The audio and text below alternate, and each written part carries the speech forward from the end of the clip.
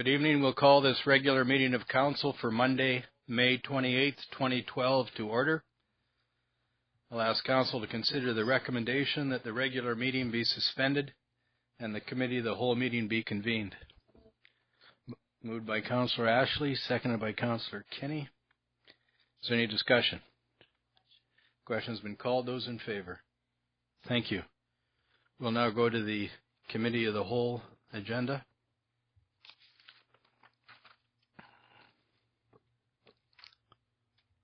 I'll ask council to consider the recommendation concerning the committee of the whole meeting that the agenda of the committee of the whole meeting for May 28th, 2012 be adopted as circulated. Moved by Councillor Ashley, seconded by Councillor Guerin. Is there any discussion? Question has been called. Those in favor? Thank you. That's adopted. Tonight, under presentations and delegations, we have a presentation from Mr. Mel Kodak, the Area Director of the North Coast Department of Fisheries and Oceans, regarding sports fishing, commercial fishing, and halibut allocations. Mr. Kodak, good evening. If you'd like to come forward, sir, make yourself comfortable. And both of you, if you'd like, make yourselves comfortable there. And there'll be a grayish-green button which we ask you to press before you make your presentation. These meetings are televised, and it allows people at home to hear you. Appreciate you coming down here this evening.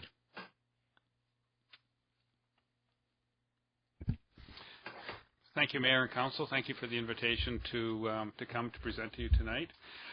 With me, I have Mr. Stephen Groves. He's our Chief Fisheries Biologist within our Fish Management Group, and currently the prime author of this year's Integrated Fisheries Management Plan. So if we get into some of those detailed aspects within the plan, Mr. Groves would be able to, thank you, will be able to respond. That's not really our IT man, but he subbed in there. Okay, you never know the sensitivity of these microphones, so that's good.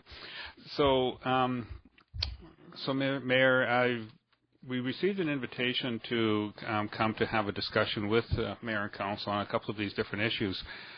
Now, I wasn't sure if the format that you would like to have. I do have a brief presentation I can walk through. I do not have an electronic copy, but I do have paper copies that I can distribute. And it's a fairly high-level discussion on some of the changes that we're going to be seeing within Canada's fisheries. And then we can get into a bit more of a detailed discussion, however you and Council would like to proceed. We welcome your presentation if you'd like to distribute the copies, and the Council will follow along, and then in the end we'll see if there's questions from members of Council. Okay, thank you.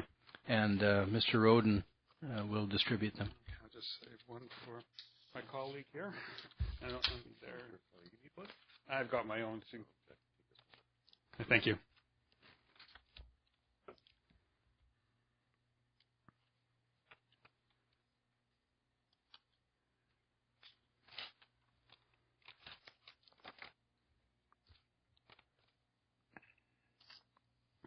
The presentation itself is, as I say, it's not lengthy, but it does provide some of the overarching emerging challenges and opportunities for economic viable fisheries within Pacific region and within our fisheries across Canada. So I'll just turn to slide number 2, where it talks about the objectives. And as you know, Canada's commercial fishing industry is facing some challenging times, and these headwinds are likely to get stronger into the future. So in order to enable the commercial sector to better face these challenges, DFO is reforming the way that we manage our fisheries. We are focusing on 3 interrelated areas: one of stability, one of sustainability, and one of economic prosperity. To improve stability, earlier this year our minister announced that we're moving to a longer-term approach to fisheries management. And in a minute I'll explain some details around this approach and how these changes may impact harvesters. A couple of years ago we introduced a new sustainable fisheries framework which lays out how Fisheries and Oceans Canada will make fisheries management decisions that factor ecosystem impacts of fisheries and builds in precaution. We're now introducing new tools to the framework with the same aim of ensuring fisheries resources are sustainable for the long term. Details around these policies and tools will be provided here. For your note, I won't be actually speaking and reading out the slides themselves. I figure you could read them. I'll be talking around them and bringing in some other factors as we go through. So move on to slide number 3 now. There's a number of challenges confront Canada's commercial fishing industry. Many stem from the industry's orientation towards foreign markets, which leaves it vulnerable to conditions abroad. 85% of all fish caught in Canadian waters finds its way to international markets. And the industry is focused on a small number of these markets. The United States and the European Union account for 73% of all of Canada's seafood exports. What's more, the wild capture industry is highly concentrated into just 3 shellfish species: lobster, snow crab, and shrimp. This means that when prices for these products fall, the negative effects are felt by many. At the same time, the cost of some inputs, especially fuel, is increasing. Canadian fishers are also facing increasing international competition, while their profit margins are being seriously eroded by a high Canadian dollar. All the while, seafood buyers and governments have higher expectation for product safety and evidence of legality and sustainability. Complying with new government and market requirements imposes additional costs on our exports to these markets. Move on to the next slide, slide 4. As the commercial industry contends with these international pressures, it must also adapt to emerging developments at home. For example, even with an increased focus on conservation, some Canadian stocks continue to decline. Looking forward, a key challenge will continue to be conserving Canada's fish stocks for generations of Canadians to come. Overcapacity remains an issue in some fisheries and can have both economic and ecological consequences. Aquaculture producers have contributed substantially and positively to Canada's fish production. This means that they compete with capture operators for space, labor, buyers, offering in many cases year-round employment and producing quality products at competitive prices. Captains and crews are aging, and young people are increasingly turning to other industries. Aboriginal participation in Canada's fisheries continues to grow, and this is an encouraging trend, one that DFO is committed to supporting. Overall, attracting succession in the harvesting sector and in fish plants is one of today's key challenges. Move on to slide 5. But before I get into specific elements of proposed new policies and tools to modernize the fisheries management, it's important to highlight the principles on which they are based. First, sustainability is the foundation of a long-term prosperity in the fishery, and as such is one of our core principles for modernization. DFO also recognizes the importance of consistency and stability for sound business planning and investment decision-making. Emphasis is also being put on enabling economic prosperity in the harvesting sector as a whole. Some harvesters have told us that they want to take on a greater role in shaping their industry, and so the principle of individual accountability is important. By streamlining the management regime, the goal is to respect industry's ability to make their own decisions that could increase investments and allow for the kind of strategic planning and decision-making needed to stay competitive in the global market. How rules and policies are developed is as important as the end result, and so we're committed to a high level of transparency as we move forward to hearing on what the proposals are and people's views.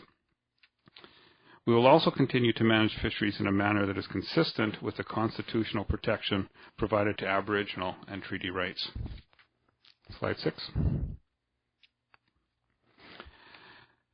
Throughout this process, DFO will focus on 3 key interrelated areas: supporting the conservation and sustainability of fisheries resources, bringing a long-term, stable approach to fisheries management decision, and laying the groundwork for greater economic prosperity. We believe that change in these areas will create a modern and effective fisheries management system. However, policy work is only one step in the process of building more prosperous and sustainable fisheries, We all need to work together to achieve our shared goals for Canada's fisheries. I'd like to give you a bit of an overview of our work in these areas to date and look toward to see how your ideas and feedback on this future work.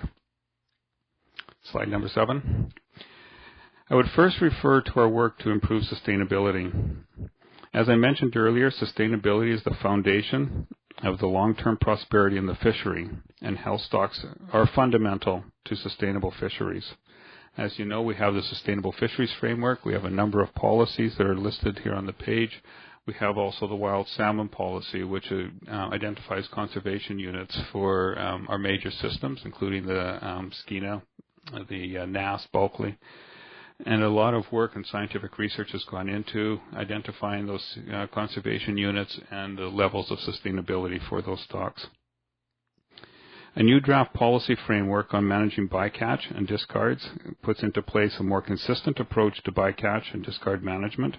The framework supports a compliance with international guidelines and codes and is consistent with the ecosystem approach.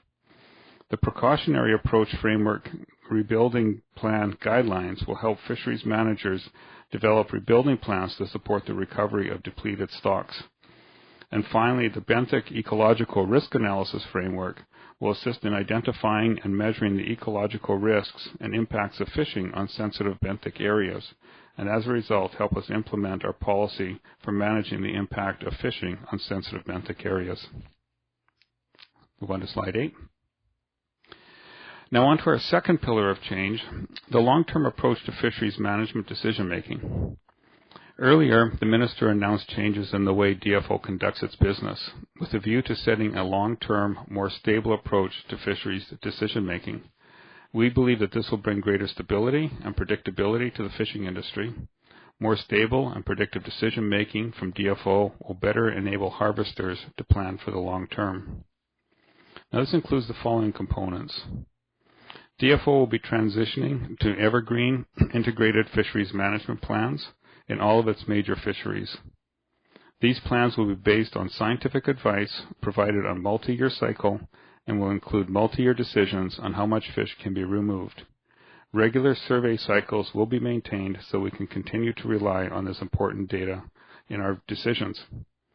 This long-term approach means implementing a precautionary approach framework in more of our fisheries.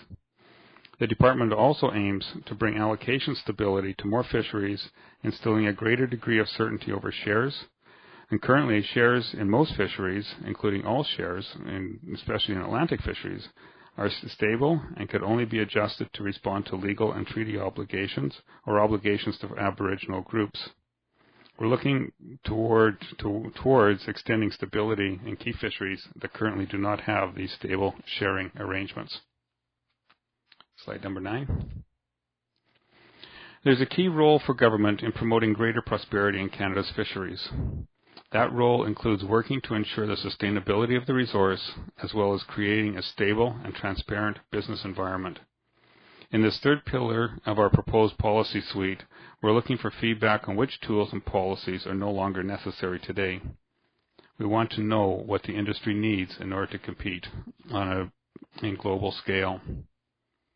Now, I just have a couple slides here on specific to the Pacific region here on halibut. So I'll move to slide 10.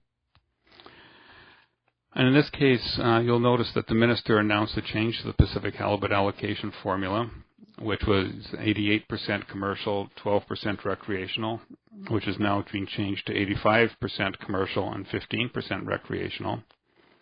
And the total allowable catch for Canadian waters is about 7 million pounds this year, with 6 million pounds being for commercial and 1 million pounds to recreational. And by making this change, we are setting the stage for a long-term approach that will build on the economic prosperity of the recreational sector while allowing for market-driven approach to future adjustments. Next slide. There will be a regulatory change. Well, I guess I'll put that slightly different. There must be a regulatory change, a change to the regulations in order to implement this experimental halibut program that was introduced last year and continued into this year to be made onto a permanent basis. To follow up on that, the department held 6 community information sessions through April and May and received input on these changes. And this input is now being compiled and will inform the development of a work plan with timelines and milestones for the completion of the regulatory changes. And as an aside comment, it never ceases to amaze me the number of times you look at a slide and then you still find typos. But anyway, I'll move on. And at that, I'll leave it for questions. I know that there is some specific comment in to talk about recreational fishing, and but I'll leave that open so I can gauge a better sense of what it is that Council is looking for. Thank you. Certainly. Thank you very much. I'll ask Council if there's any questions they wish to ask. Councillor Thorkelson? Oh, I have many questions. Please go ahead. I guess if anybody in council wants to ask questions prior to me, because I'm probably ask these guys more questions and have another chance to ask them questions next week or the week after. So I'll allow council. You'll defer? I'll defer. Thank you. Councillor Rice. I had one, but I was hoping to go last because my question is sort of it's not so very specific. It's more of a broad question, and I'm just curious if perhaps you could elaborate on the upcoming budget, Bill C-35 or 38, whatever it's called. But there's quite a significant amount of things, in my opinion, that are non-budgetary, which are actually changes to the Fisheries Act, and I was wondering if you could elaborate on that and what the implications of that would be and how what would that look like on the grounds locally for the North Coast. Okay, thank you, Councillor Rice. The bill itself, the Budget Implementation Act, is part of the Deficit Reduction Action Plan that the federal government introduced a number of months ago or years ago now. And unfortunately, since it is still currently before Parliament, there is the possibility that there could be changes. And so actually, to be able to answer your questions, I need to know what the final result is going to be. So unfortunately, I can't really provide you with a response at this time, not until it actually goes through Parliament and we can actually see what it looks like at the end of the day. Sorry, but the changes are already listed, such as changing how we deal with habitat. Could you comment on the changes that are proposed, even though the bill isn't necessarily passed? We know it's going to pass. It's a majority government. So could you comment on the changes to habitat, fisheries habitat? One of the discussion points that we've been having internally is that we've been looking at the proposed changes that are before Parliament right now. Under cabinet secrecy, we had not seen that until they actually put it out when the rights of the public saw it. So right now, we are looking at it. We're looking at what those potential changes might be. We're looking at what kind of regulatory changes might impact, what kind of policy changes, how it's going to be impacted or implemented, and we're looking at the full suite.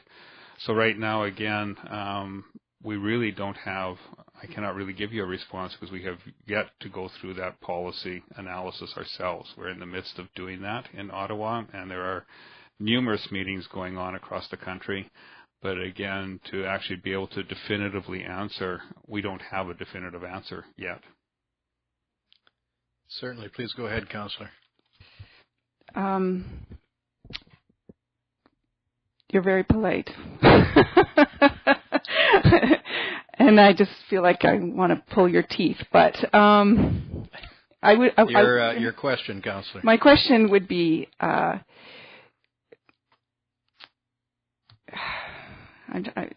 ask a question. Sure. Mr. Kodak, first of all, thank you for appearing here tonight when all the information isn't out. Everybody's got their own interpretation. You mentioned bycatch and discards and treating them in a different way. Could you expand on that? I'll give you an example. For instance, the midwater trawlers, they would sometimes find when they were going through the grounds that they would pick up halibut. And of course, by the time they were pulling the net back and unloading, those halibut were dead. And there was no recourse but to put them over the side. How will that change? Thank you, Mayor. The policy, I think we've recognized that has been an issue and it's been a problem. And I think one of the policy shifts is to have increased accountability for the fishers as to what the bycatch is, as to what species are being caught, the volume, the quantity, and to be able to look at that and factor that into the greater equation as to what so if we're going to manage a fishery sustainably, we need to know that information. And so I think that there's going to be a greater accountability onto the fishers that are doing those midwater trawls or any other parts of bycatch to report that. And so that we can actually factor in what the impacts are from those particular fisheries. That way, if there are species at risk or weak stocks that need to be managed differently because of those impacts from those trawling, then we have an opportunity to do that. Will the fish still go to waste? Do you know the policy on that? No, I'm sorry, I don't know that detail. Thank you. Councillor Ashley. Thank you, and thank you for your presentation. My question actually has to do with some of the changes to the halibut, because we've had people from both the sports and the commercial fishery come before us and give us different information and different perspectives, I guess, on the change of allocation. And so because there was information on how many they were supposed to catch and the dates at which they could. And it's had an impact because both of the sectors are important to our community in terms of economics.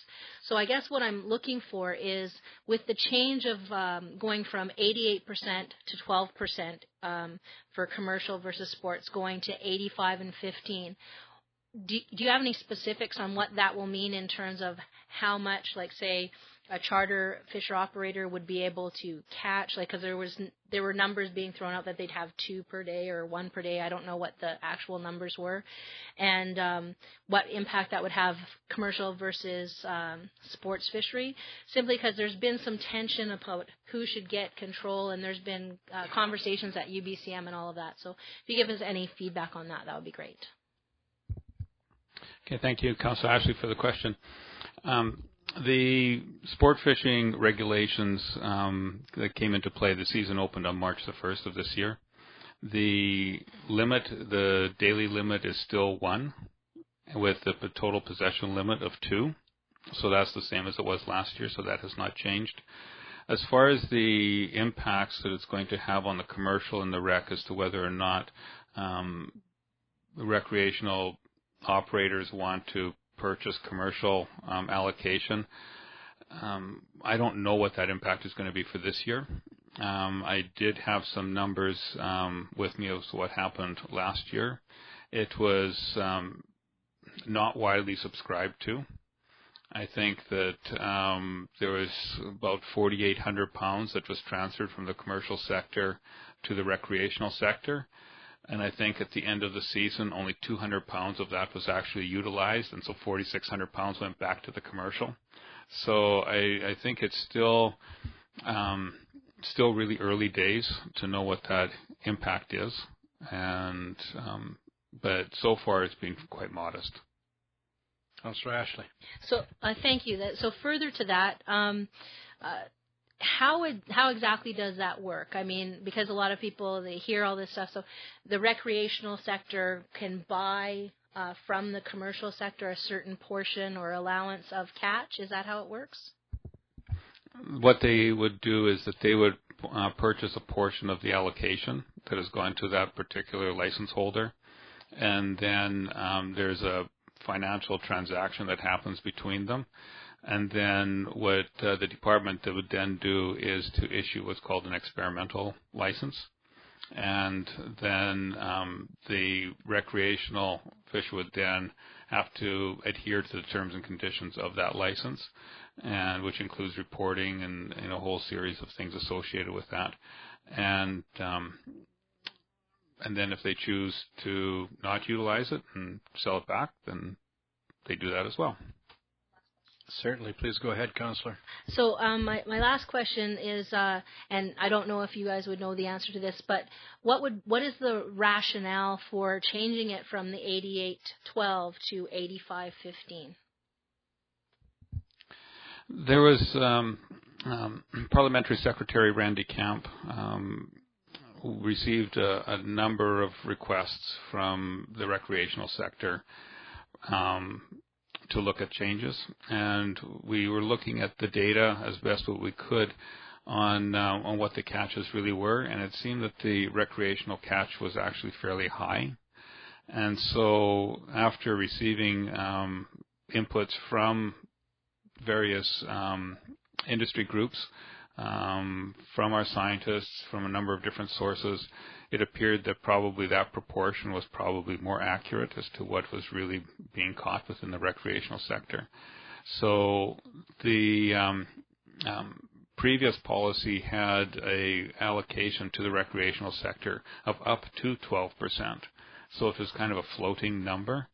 So what the minister decided was to fix that number pretty much at what was the case in the status quo, and then if any kind of further changes would then be a market-driven, purchase from the commercial sector. Okay, Councillor Garon. Thank you for your presentation, Mr. Kotick. Just a question on how you accurately monitor the recreational fishery for, be it halibut or salmon, as opposed to commercial fishery, which has to report everything that they catch. How do you accurately get that recreational number, and how accurate is it? The recreational sector, as you pointed out, is monitored differently than the commercial. The commercial, there's a number of conditions of license where fishers have to report in, hail in, logs, e-logs. There's a whole series of different things, down to cameras on the boats. There's a whole series of different things that are in place to monitor the commercial fishers. When it comes to recreational, it's a harder one to do. There's no question. Small boats all over the place, launched from a whole number of different sites, coming back to a whole wide range of areas, and at different times of the day. So it's a very difficult one to monitor. So the way that we manage that is through a variety of things, both through our fisheries officers who are out checking, through creel surveys, through people at the docks monitoring the boats as they're coming in, through surveys, through email surveys, the whole variety of tools and methods. And then that's compiled together, and we basically calculate what the catch and estimate what the catch would have been. So it's not with the same precision as what we would with some of the commercial or aboriginal fisheries, but given the nature of the fishery, we feel that we've got a fairly close estimate of what the real catch is. I would beg to differ on that, but I'm not in that industry, but I do know it would be difficult to monitor, but I just don't trust the numbers that you have, because how do you possibly gather all that information from all those recreational fisheries people, because they're not going to give you all the information because they don't have to. In contrast, they're sharing the same fishery as the commercial. So to me, it's not a fair system. So I don't know what the answer is, but I don't trust those numbers. So. It's a challenge. There's no way around it. And I know that there's been a lot of discussion on how to strengthen the monitoring for the recreational sector. There's a number of ideas that are being put forward. There's a lot of discussions going on with the Sport Fish Advisory Board. We are looking at that. There's a much more rigorous attempt to work with the guides and with e-log systems and different things like that. And so every year it's being strengthened. There's still a room to go, but at least it's heading in that right direction. One more question in regards to guides in the recreational fishery. Is there going to be a time when they are going to have to pay a large fee to be a guide, whereas right now you don't have to pay a fee to be a guide? Is that correct?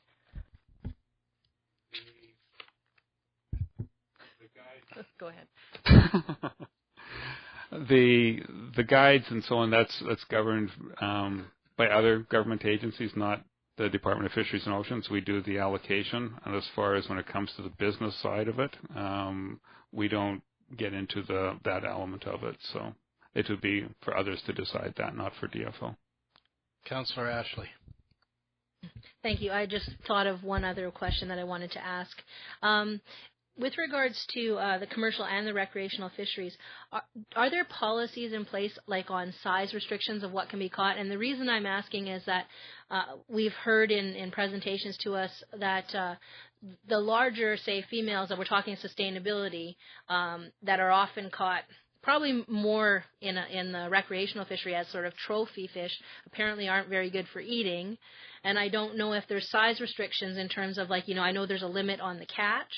Like, you can catch one, have two, but are there policies on size restrictions if we're looking at sustainability? Because if the larger ones are being caught, then I would think that would have an impact on the fish population as well. There is a size restriction as far as with your two in your possession, one can only be a certain size. I don't have the number, but there is a bit of a size restriction there. Councillor Rice. Councillor Giron. Okay, so I will drop the previous topic, but I will make a comment about it if I can, and that is that fishing is still an important economic sector for our city. So, in my opinion, the 450-page budget that's going to be voted on and likely passed in the upcoming futures is kind of a concern to me, not just because of the aspects of the budget that seem irrelevant, such as gutting the Fisheries Act, but other issues as well. So I just wanted to get it out there because I assume I saw you scribbling notes that you're going to report back to someone. So I wanted to make sure that was sort of on the record that, in my opinion, is that the proposed changes to the Fisheries Act should be removed from the budget and should be debated and voted on separately because they call it the Budget Implementation Act, and it's about the economy and boosting the economy. I think it actually contributes to this sort of tension between what economy versus another economy. So we have an economy here, so these proposed changes actually would affect our current economy. So I just want to thank you for writing it down. That makes me feel even better. But do you have another question? I do have a question. So my question is, with all the recent changes, budget or not, the changes to the Coast Guard, I'm just thinking Kitsilano Coast Guard station is shutting down. There's another Coast Guard station shutting down, and there's some changes to staffing as far as marine traffic goes. I was wondering if you could comment on that and how what that's going to look like for us on the North Coast, and not just specifically for the city, but maybe for some of the other regions that have Coast Guard in the North Central area.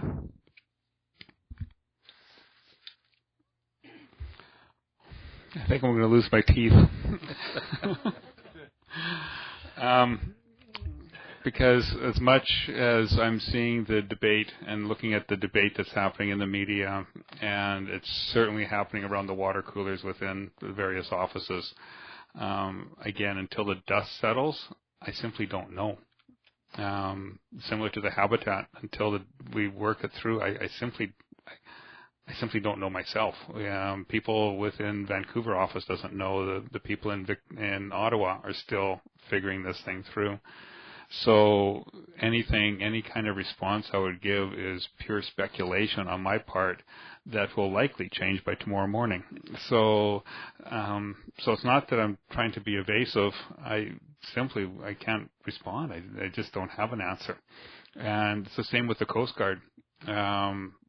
We'll see what happens at the end of the day. There's certainly a lot of debate with the marine communications. Again, those are significant changes, and those who are much more knowledgeable than I on those particular topics are debating it quite vigorously. And so I simply, again, cannot give you a satisfactory answer because I simply don't have one.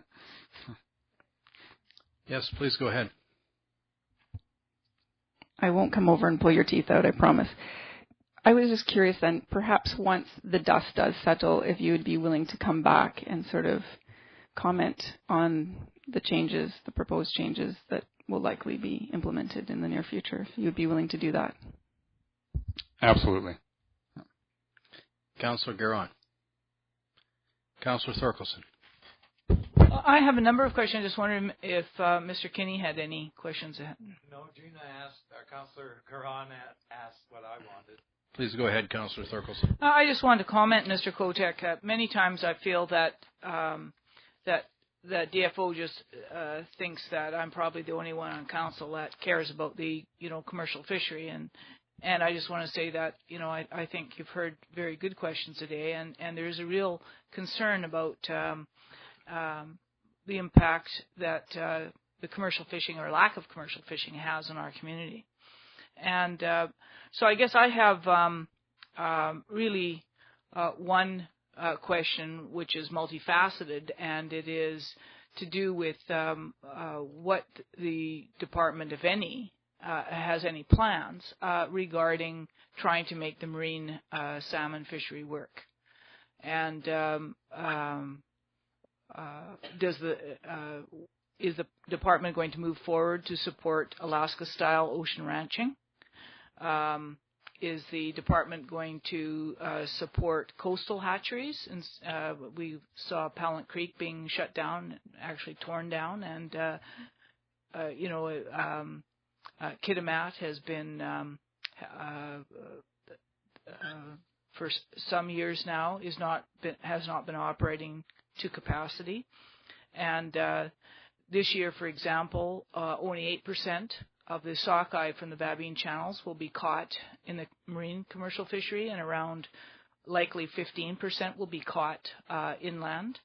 And that means, is there any talk about closing down those spawning channels and moving the budget from the spawning channels, which we are getting very little benefit from, and instead investing in coastal hatcheries where we can have a Alaska-style ocean ranching, which means protecting wild stocks, catching salmon as they come back to terminal areas where we're not intercepting wild stocks. That's basically what ocean ranching is. And so really don't know where the department's at, but we have a very small salmon fleet that's left here, even if there are 650 licenses.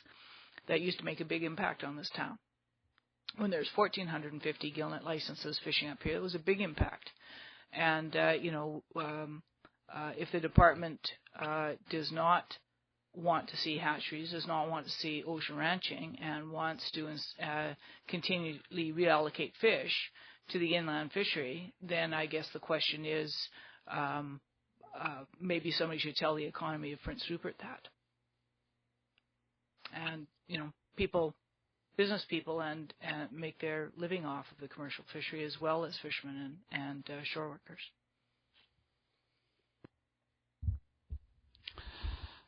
Thank you, Councillor Thorkelson. As you say, one question with multifaceted aspects to it, and it doesn't take one long to look at the community and look at the history, the rich history of Prince Rupert and the fishing industry that's here. And looking at the closure of J.S. McMillan just a few months ago, and the closure of ocean fisheries later on this year, and the empty land where BC Packers used to be, and so on. It's you see and feel the impacts of the changes in the marine fishery. That's something that is definitely resonates throughout the community, including those of us who work for the Department of Fisheries that live in this community. There are people here from Ottawa today, actually, and we had lengthy discussions about the state of the marine fisheries and the state of demographics of the fishermen and the fact that younger people are not getting into the business, and looking at the viability of each of the fishermen and the state of their boats, the repairs, the ability for them to purchase insurance. As one person very graphically put, you just go down to the docks and you can see the trees that are growing on top of the boats that are down there.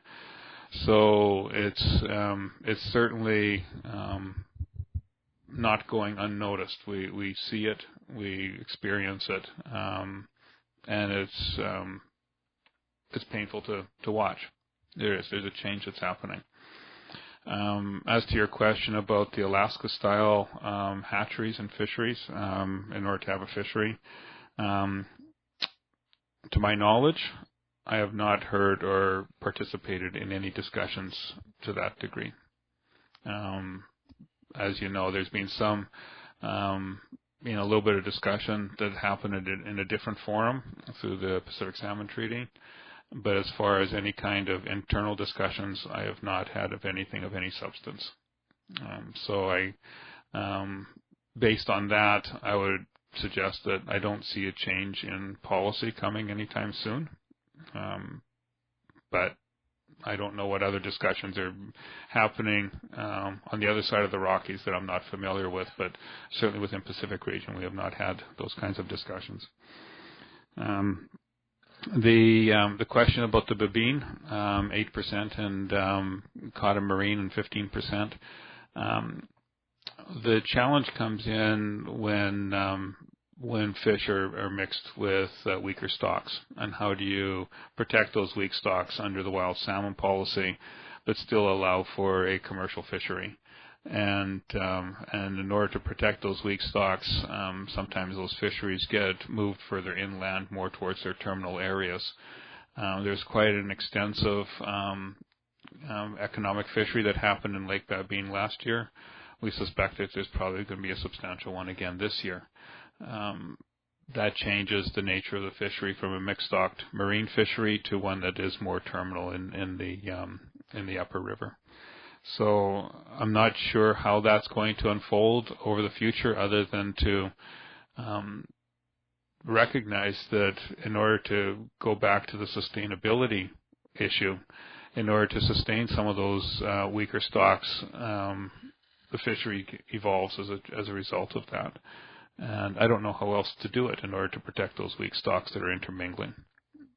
I don't think that there's a strong appetite to ignore those weak stocks and potentially put them at further risk. So if that's the case, then there's changes to the fishery. And as far as shutting down some of the spawning channels, again, I have not participated or heard any discussion about shutting down any of the spawning channels. Councillor Thorkelson. Oh, thank you, Mr. Koick. The reason I'm asking the questions is because you've come with, and I'm very well aware of where the presentation came from. It's the Fisheries Modernization Program. That's a national fisheries modernization program, which is it talks about lobster and snow crabs and shrimp, when really the mainstay of the commercial industry in this coast has been salmon. And what my concern is that if we're trying to modernize the commercial fishery, and we're trying to talk about stability, economic opportunities, economic prosperity, unless there is some change within the department to promote economic prosperity in the marine commercial fisheries by creating some methodologies for us to catch fish on the coast, right, through ocean ranching or hatchery production, or changing your policy on weak stock management, something, then we're going to be shut down even further this year. I mean, I remind you of our discussions. The Alaskans caught 300,000 chum for the last 2 years at Noyes Island, at Tree Point, which is right across from Lax to Lamps. And our side of the line, less than half a mile away, we're throwing salmon back, those same salmon. And the reason that they have that much salmon to catch is because those are all American hatchery salmon, as you're well aware. 85% to 95% are American hatchery salmon. On our side of the border, we throw those American hatchery salmon back in order to save out of 100,000, probably 3.5% to 5% are Canadian wilds. And out of 300,000 American caught, there's a very small percentage of Canadian wilds. And we weren't even allowed that. I understand this year there's going to be some discussion about letting us in on that fishery. My point is that whether we get let in on that fishery or not, the Americans produced 300,000 chums for their gillnet fleet, and our fisheries department is withdrawing sockeye salmon from the commercial ability for commercial fishermen to catch sockeye salmon, reallocating that, 300 kilometers inland, and replacing it with nothing. Just nothing. We've got nothing left. That becomes a problem. And so, if we're going to talk about commercial prosperity, economic prosperity for the people that we represent, there has to be some fish there, and there has to be some either permit industry to do it and communities to do it. That's ocean ranching, or DFO does it through their own hatcheries. That's hatcheries, DFO hatchery policy. Or maybe we can do something together. We both do that. But, to have the Metlakatla, Alaska, sitting there producing at Annette Island, hundreds of thousands of fish for their people, and us on this side, Metlakatla, British Columbia, is sitting there with no fish and with very few fishermen left, is really appalling policy. It's appalling policy. So anyway, I'm sure you've heard from me many times, and will hear from me many times in the future. And I really wanted to let the rest of the council discuss. It's not the reason to ask you to come here today. And I understand, Mr. Kodak and Mr. Groves, that you're not here. You don't create those policies. But it is important, as Councillor Rice said, that you take the message back. It is important to our economy. I did the Enbridge thing, $200 million. That's the wholesale value annually that's taken from the North Coast. $400 million coastwide, not including aquaculture, that's capture-only fisheries, $200 million annually north of Cape Caution is caught in our waters in landed value. And that's a huge amount of money that should be coming and benefiting people on the central and north coasts. The industry is still something that is of huge economic benefit to all of us. But you sure couldn't tell that from the poor gillnet fleet and the 5 seiners we have left.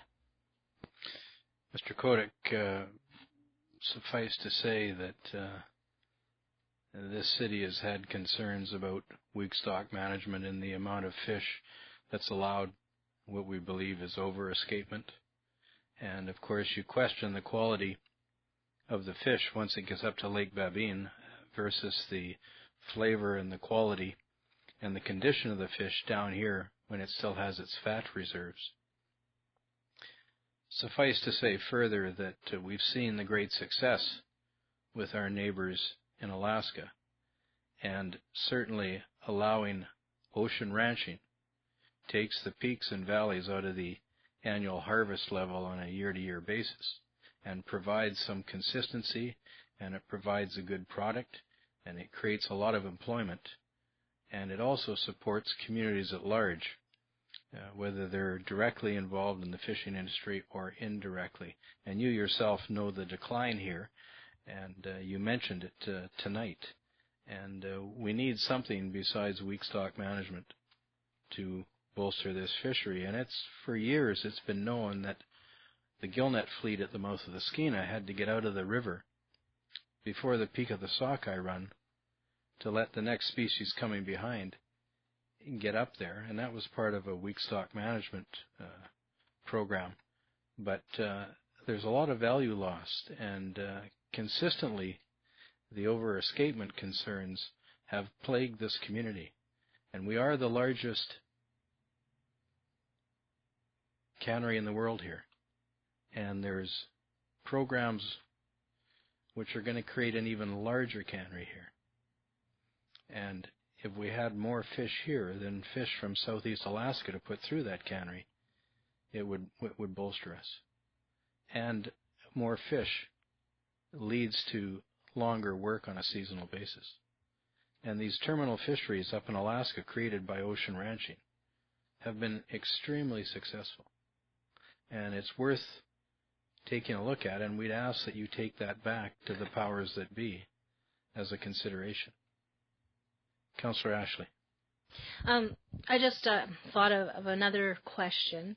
When I was looking at slide 5 of your presentation, you talked about increased transparency and inclusiveness of decision-making and fisheries management practices.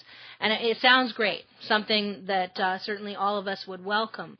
But I guess my concern is that while it sounds great, what I see doesn't seem to reflect that policy in any kind of practical way. It seems like it's said, but it's not done.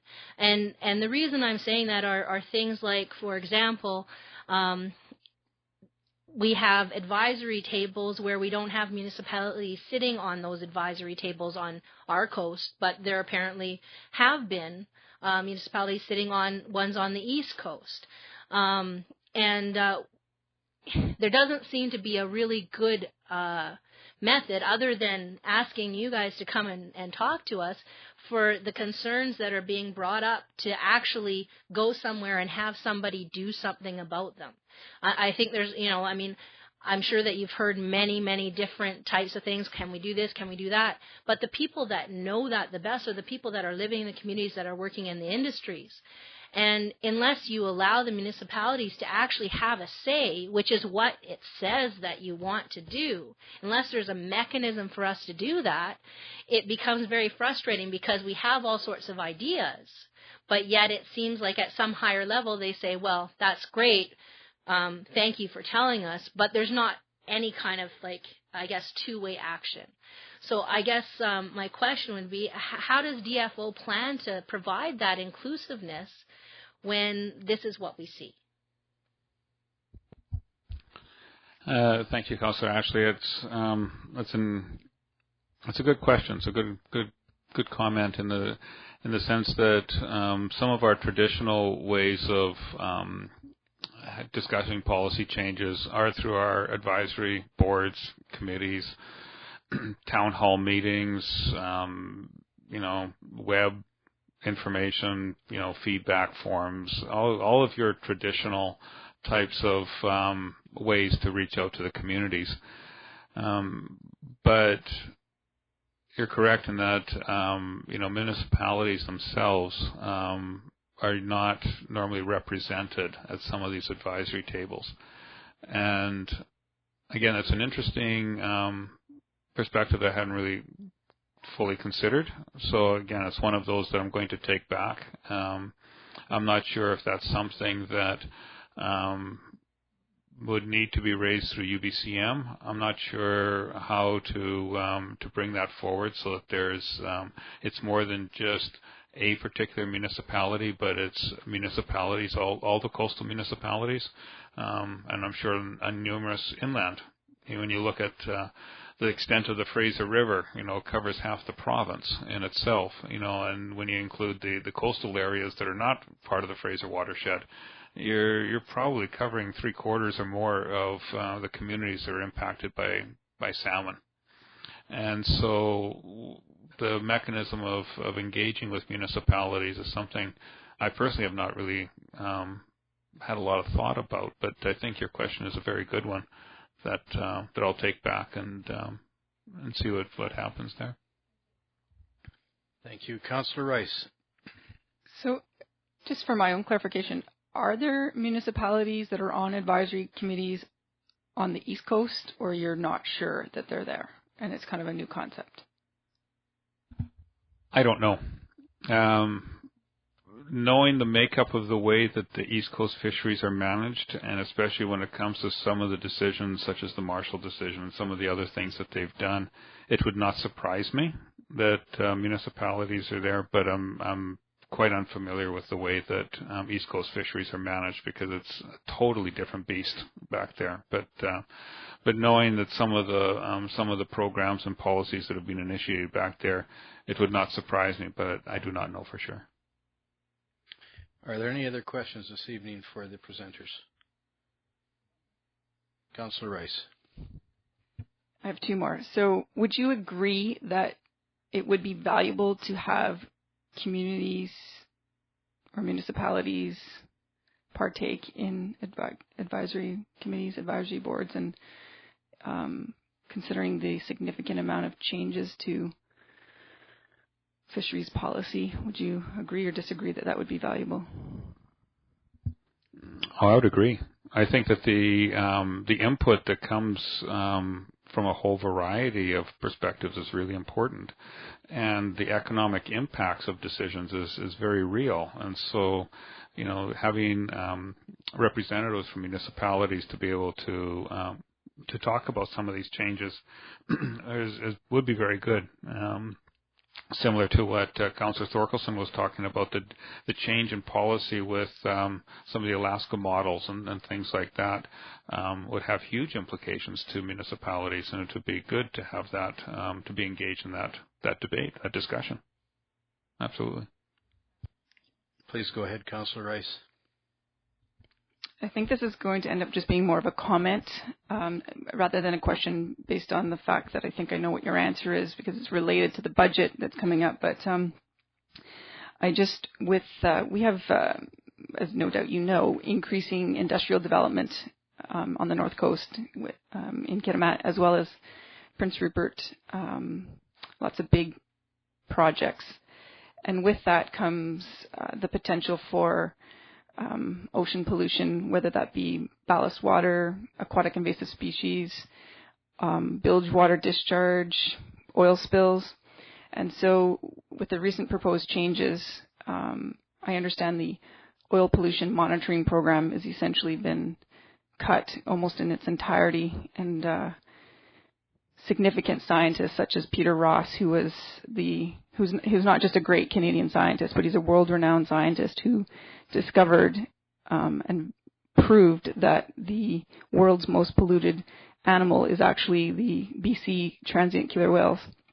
So I was really saddened and disheartened to hear that this great national scientist is going to lose his job. But I just wanted to also put on the record that with increasing projects that have potential for pollution, that it's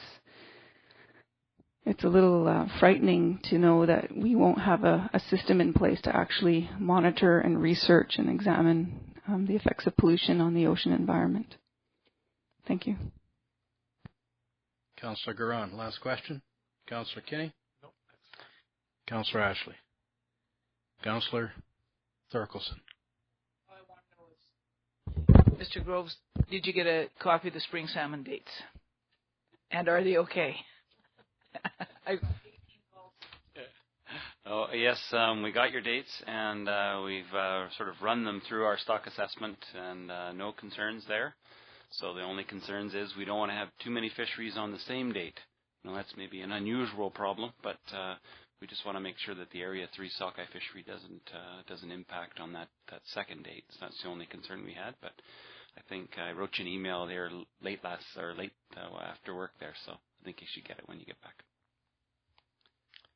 Thank you very much to both of you for coming here this evening. It's not a simple topic. Thank you for your information. Thank you very much.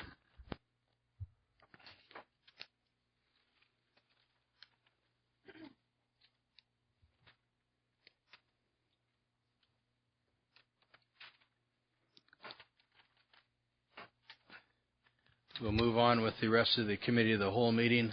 Next on the agenda is the question period from the public. And I'll read the statement regarding the Committee of the Whole meeting procedure. For those of you present this evening and for those watching via television, please let me explain that a Committee of the Whole meeting is a committee that consists of all members of Council. This meeting allows Council members to deal with issues in greater detail but in less formal than a regular Council meeting. During this meeting, issues are not formally adopted, but recommendations may be made at the next regular council meeting. At this time, the recommendations of the previous committee of the whole meetings will be adopted and acted upon. Some key points to remember when making your presentation are: remember, council meetings are televised, and it's very important to introduce yourself and, if applicable, name the organization that you are representing and speak directly into the microphone in a clear voice. When presenting, please address any comments or questions to the chair of the meeting. Keep your presentation brief. 5 minutes would be ideal.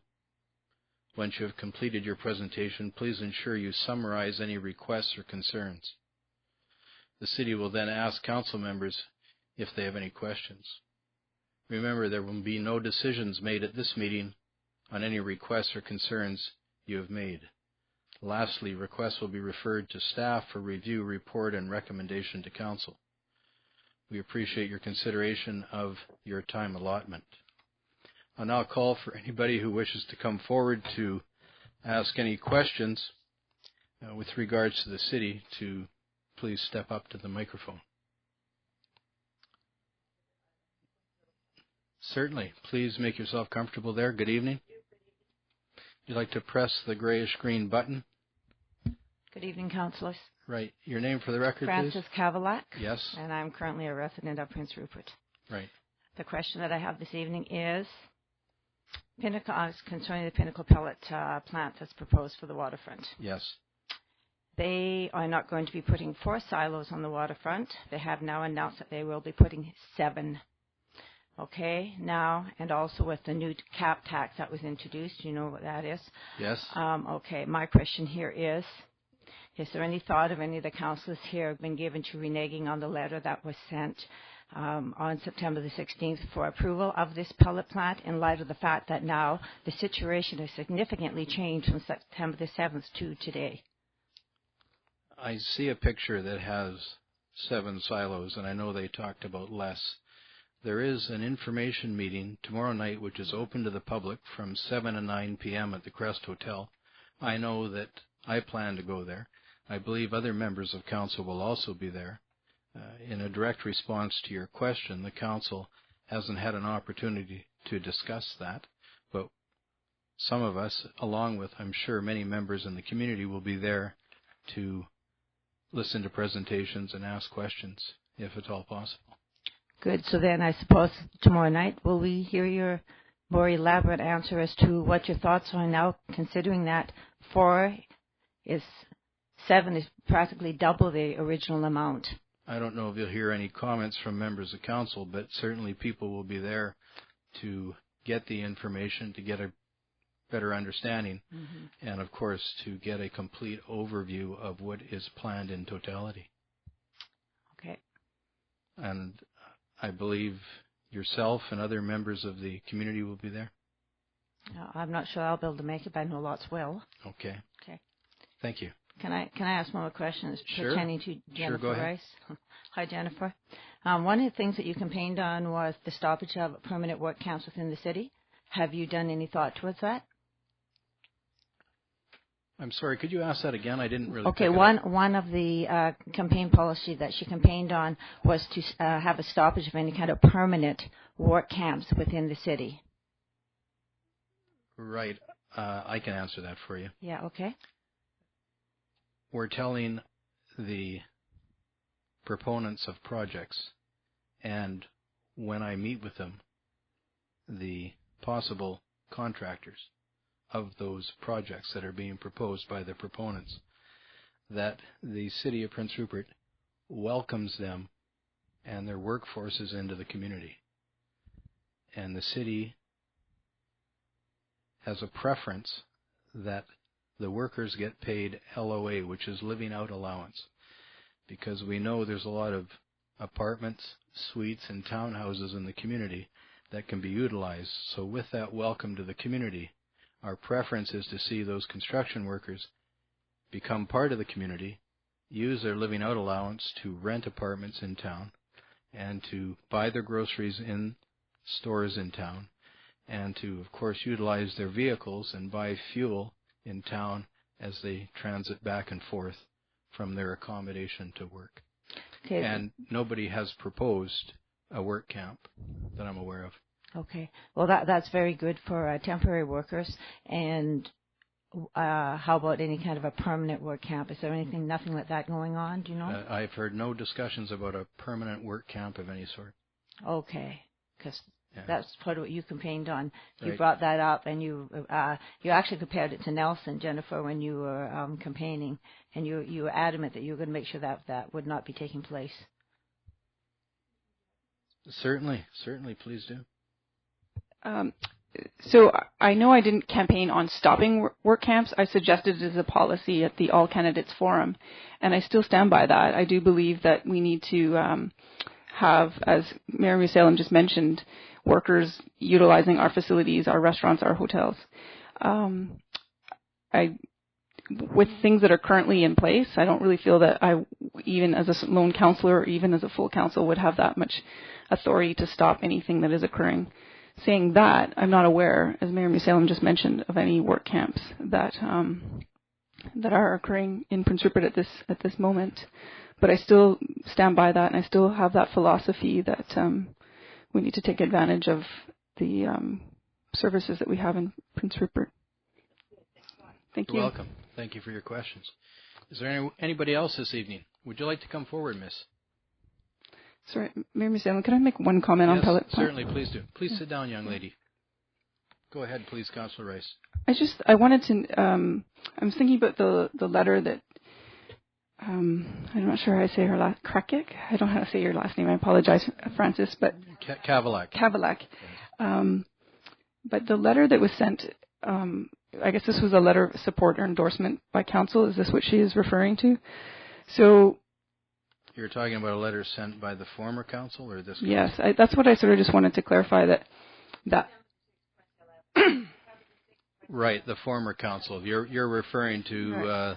The project, yes. So that's the one thing I wanted to mention, that letter of support was written by a former council, and that the new council actually hasn't had a discussion on our actual opinion about or we've had discussion about this issue because it's come before us, but I mean we haven't taken a position of support or opposition of this current project with the new council that we currently have. Just wanted to make sure people were aware of that. Of course. Good evening. Would you like to press the grayish green button there? Can we have your name for the record, please? Natalie Muncaster. Yes, thank you. My question is, have you guys thought about tankers bringing invasive species into Prince Rupert wildlife? I can't say that we have. I know that there are, when vessels come across from other parts of the world, they do discharge waters before they get close to our shore here. However, that being said, sometimes there's final ballast water which may be pumped out at the dock here. It's too bad that I didn't have that question in advance, because the Department of Fisheries Oceans representatives that were here, they might have been the ones to ask. You could, however, ask the Prince Rupert Port Authority, and they may also have an answer for you, because, of course, they monitor and work with a lot of the ships that come into the port here. Okay. Any other questions? Does anybody else in your group have a question? Mr. Saka, does any of your other... You're welcome to ask any questions at all. Okay. Well, thank you very much for coming forward, young lady. Is there anyone else this evening who would like to ask a question about the city?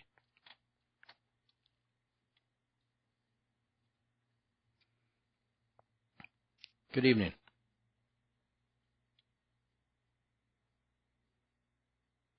Your question? Good evening, Larry Golden, Prince Rupert citizen.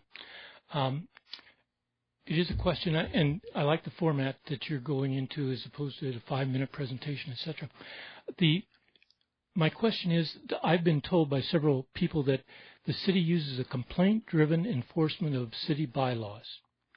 So when I look this up on Google, I see it's not just Prince Rupert; it's numerous other cities do too. Yes. So, first, my question is generic in the sense: is this what is this? Is this governed by a city bylaw? Is this just a city policy? And further, let me take it a little bit further. Because it's complaint driven, it might not be equal to, you might have a complaining neighbor, and then someone that's competing with you doesn't have any complaining neighbor, so he can do lots of things you can't do if you're a small business. I'm talking about a small business. I don't want to get any examples. But also I see there's some guy putting numerous for sale signs for his house around town on city property. Illegal, but they stay there. So if someone would trip over that sign, I would think the city would be liable for it. But so would you go back and address my major question? Is it true that the city does enforcement of its bylaws? You're right. The city does do enforcement of regulatory bylaws on a complaint-driven basis. And what's the basis of that? Is it just sort of we decided, or is it a written policy somewhere? Is it a bylaw? Mr. Roden? It's basically our standard operating procedure, Mr. Golden. It must have, in the past, been decided between the council of the day and the executive staff. Well, that's sort of where I'm getting at, because that implies this council here, as much as anything, I wanted to just make them aware of it, so that they would imply if they wanted to modify that or change it, or that somehow they've just been given something in the same sense they were given a letter of support for this, so it might be that in the future some of these things this council might want to address, but you have to know if it's written. Is there a written policy somewhere? Is it in a bylaw somewhere? You're right, Mr. Golden, that one council cannot necessarily bind another unless there is a legal contract in place, which a subsequent council, if it can't modify, must act upon. You repeated my question, but so how will we... If you could ask your question more directly, it might be easier to understand. No, so that was my question. Is there a legal document as opposed to that's just the way we did it yesterday type thing? It would have been a policy which would have been agreed to between the senior staff and the council of the day, and that policy would continue on until a subsequent council would modify it. But it must be a written policy, mustn't it? Mr. Roden. Council makes a lot of decisions that there may be a council resolution somewhere, possibly 10 or 15 years ago, that it addressed it specifically. It may have been simply a report by the city administrator at the time who said, and this is speculation on my part, but I would suspect that in 2000, 2001, when the city started going under severe financial distress and laid off a lot of employees, possibly at that time someone said to council, in the future, for a lot of these bylaws, what we're going to have to do is we're going to have to make it on a complaint-driven basis, because we simply do not have the staff to go around and ensure on a daily basis that all these bylaws are being followed and people are being compliant to them. Having said that, it doesn't necessarily have to be a written policy. It doesn't even have to be a written operating procedure. It's simply how this community has operated for quite a number of years. I would suggest that's an opinion, but I doubt if it would stand up in a court, type thing. Well, yeah. Mr. But Gold, anyway, thank you. Yeah. If you hold on a minute, there's questions from members of council. When I raised my finger, it wasn't to chase you away; it was to get you to sit there. Councillor Thorkelson. Mr. Golden, I was just wondering, just maybe edify me. What do you think that council should do? As a basic premise, I think everyone should be treated equally. And to me, I was almost thinking that it was almost a class action type thing. That if someone would be, you can't park that truck in front of your house, and two other guys are parking trucks in front of their house who are competing with them, So it should be equality. Councillor Thorkelson. Are you aware of any jurisdiction that does that? That if you were speeding and a police officer ticketed you for speeding, I know you don't drive, Mr. Golden, so they probably wouldn't, but if you were driving and if you were speeding and if another car was equally speeding, do you honestly think that you could go to court and say that other guy was speeding as well? Therefore, you should not give me a ticket? I don't think so. I don't think just because the cops don't find everybody who's speeding on 3rd Avenue that they can't enforce a ticket. And so, I'm just wondering, how much do you want us to pay out in either you don't have any laws or in some utopia world, you're going to have 1,000 cops on 1,000 corners making sure that everybody equally abides by the parking signs. I mean, it's just sort of this is about the 3rd time I think you've asked this question since I've been on council, and maybe it's just a question that you're going to be asking for a number of years more. But I have never, ever, ever seen in any jurisdiction enforcement that was completely across the board, and I suppose halibut fishermen might beg to differ because they've got cameras on their boats. But other than having cameras on halibut fishermen's boats, who are commercial halibut fishermen, I hardly see that is going to be possible for the city to find every single person who's got their dog off the leash, or every single person who has parked 5 minutes over the parking length of time in some particular areas. Councillor Ashley.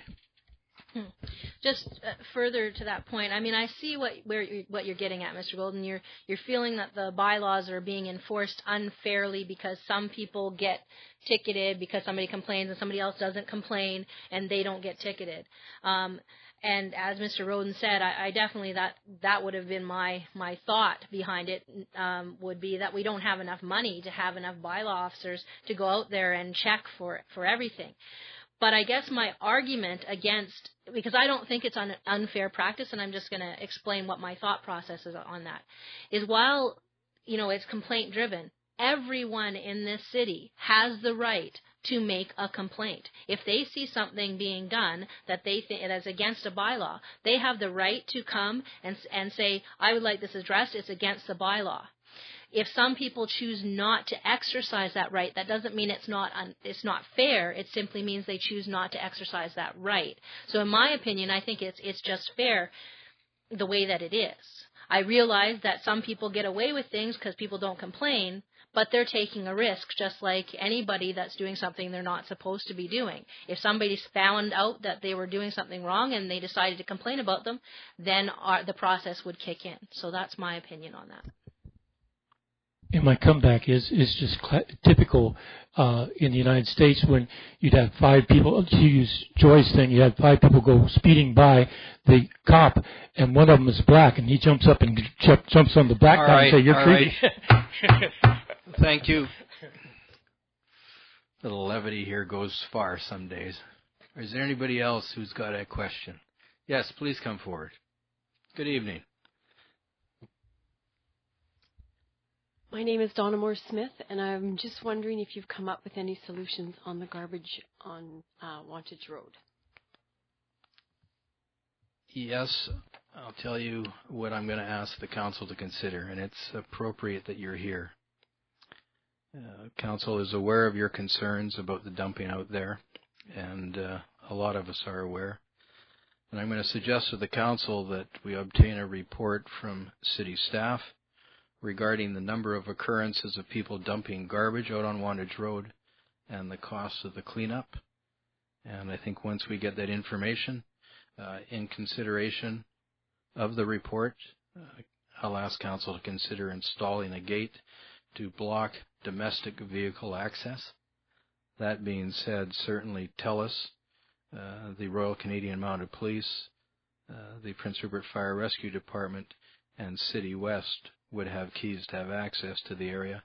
And I'd also ask the council to consider perhaps looking a little further adjacent the gate up the creek to put a walking bridge, and that walking bridge would then allow pedestrians, possibly ATVs to get into the area so that people can enjoy the area and enjoy that access to the mountain, and it would prohibit people driving vehicles and throwing garbage up there.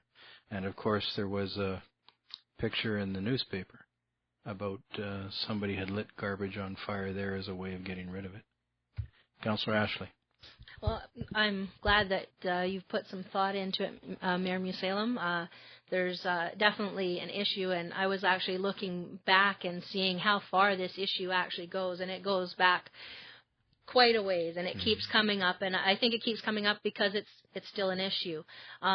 I wasn't, and this may be something that could be included in the report that you're asking about, because I was trying to do a little bit of research on this. And trying to figure out who exactly was in control of that road, because I understand that that was a reason why I think they looked at putting a gate there before, and that they weren't sure who was in charge of the road and whether or not they could put a gate there. So that would be certainly something I'd want to see. My understanding would be if it was Crown land, we'd probably have to talk to the ministry or something along those lines. But I certainly, like the idea of that.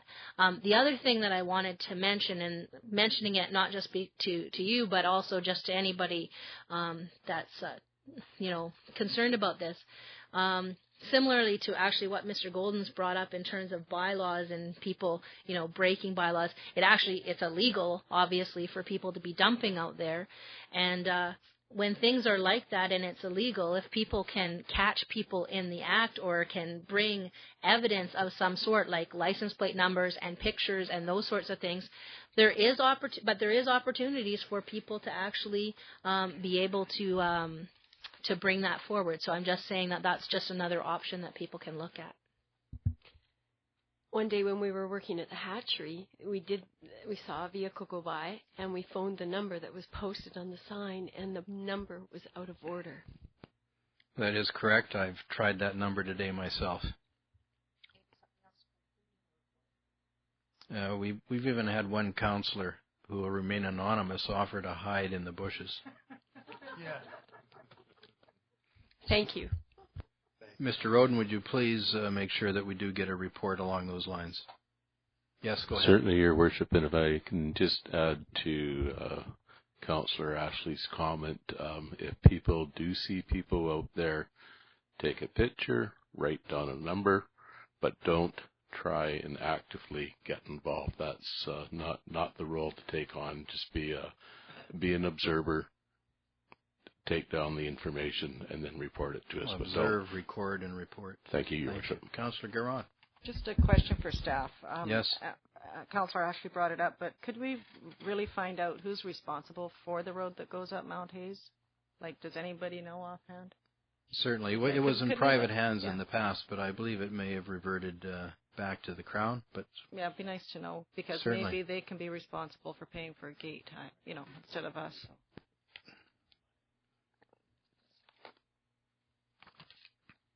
Is there anybody else this evening who wishes to come forward and ask questions about the city? Good evening.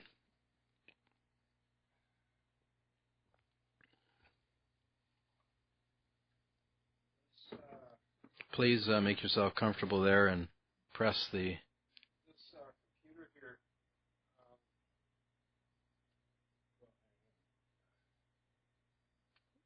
Yes, good evening. Your name for the record. My name is Lothar Shiza.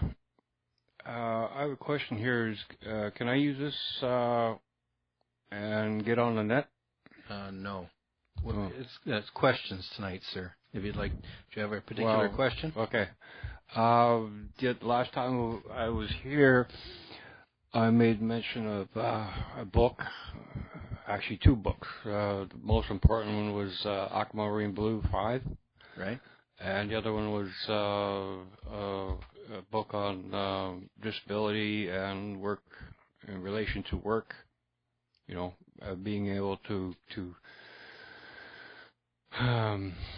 have the understanding and the supports, the mentor facilitating. That was in that second one. Question I have is how many have read through the Aquamarine Blue 5? I'm not sure if members of staff or members of council have read that at all. I have looked at it at all. Yeah. That's very disappointing. Because until you do that, you will not understand. You can't. Okay. Have you got another question? The other thing, the reason I asked about computers, I would like you to Google, and this is, I have to say this because this is where it works. Google a Dr. Jerry with a J, Jerry, Kartzinel, Kartzinel, and it has to be Dr. Jerry Kartzinel one-day seminar. When you do find it, you keep looking for a one-day seminar, okay, until you find that, then you'll have it. If my memory serves me correctly, I do believe it's about 8 pages on medical. It's very important to understand because the doctoring here is on the wavelength of, well, how about pharmaceuticals? They have no understanding of reference to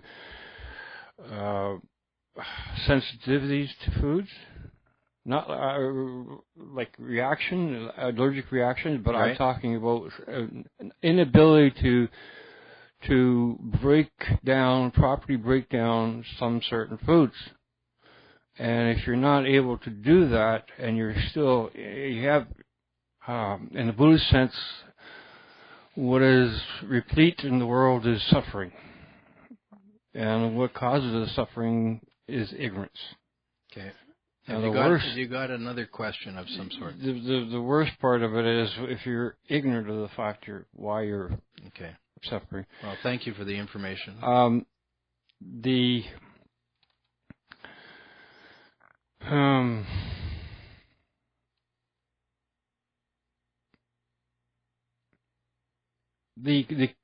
last time I was here, I made a request. Yes.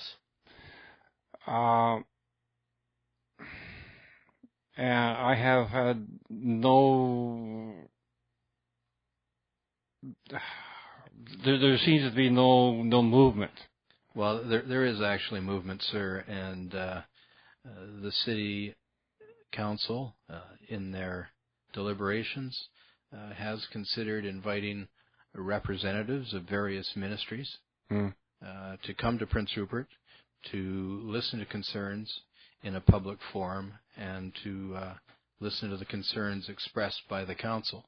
And that thought was given to the council by you to make the representatives of the various ministries aware of concerns in Prince Rupert and some of the disabilities that some of our residents have, and to see whether additional help, perhaps in some conventional as well as less conventional ways, could be a consideration.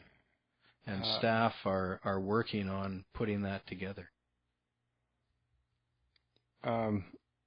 Let me get this understood. Let me reiterate.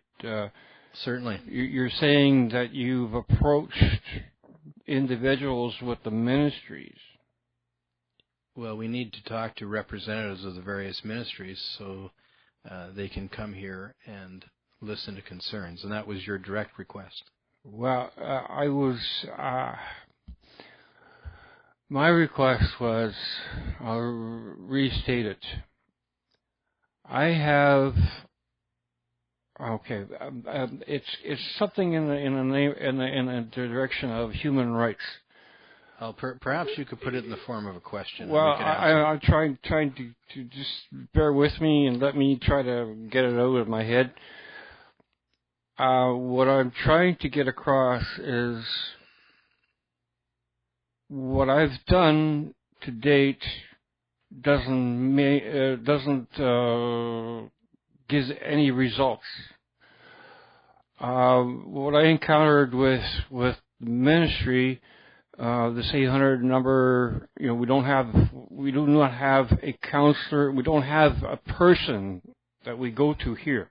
Right. We have the ability to use an 800 number, and if we can be persistent, tenacious, to sit on the phone till we get somebody, even then, it doesn't work. Because what I experience is like each phone call you make, you get a different person, and it is what it boils down to is what each person is keyboarding into a computer as to what happened with that phone call. Right, and that's why we're trying to get real live yeah, people but here. Let me Go ahead.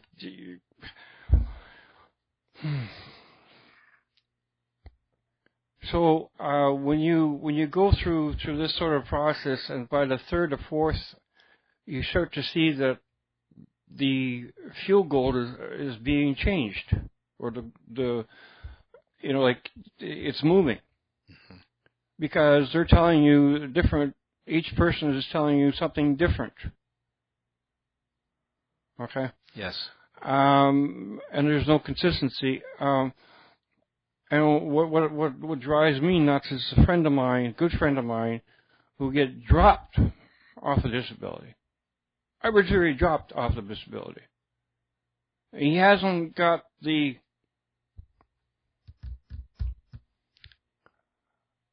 Can you imagine being shocked? Like zzz, and how you feel afterwards? Yeah, I am pretty well every council meeting.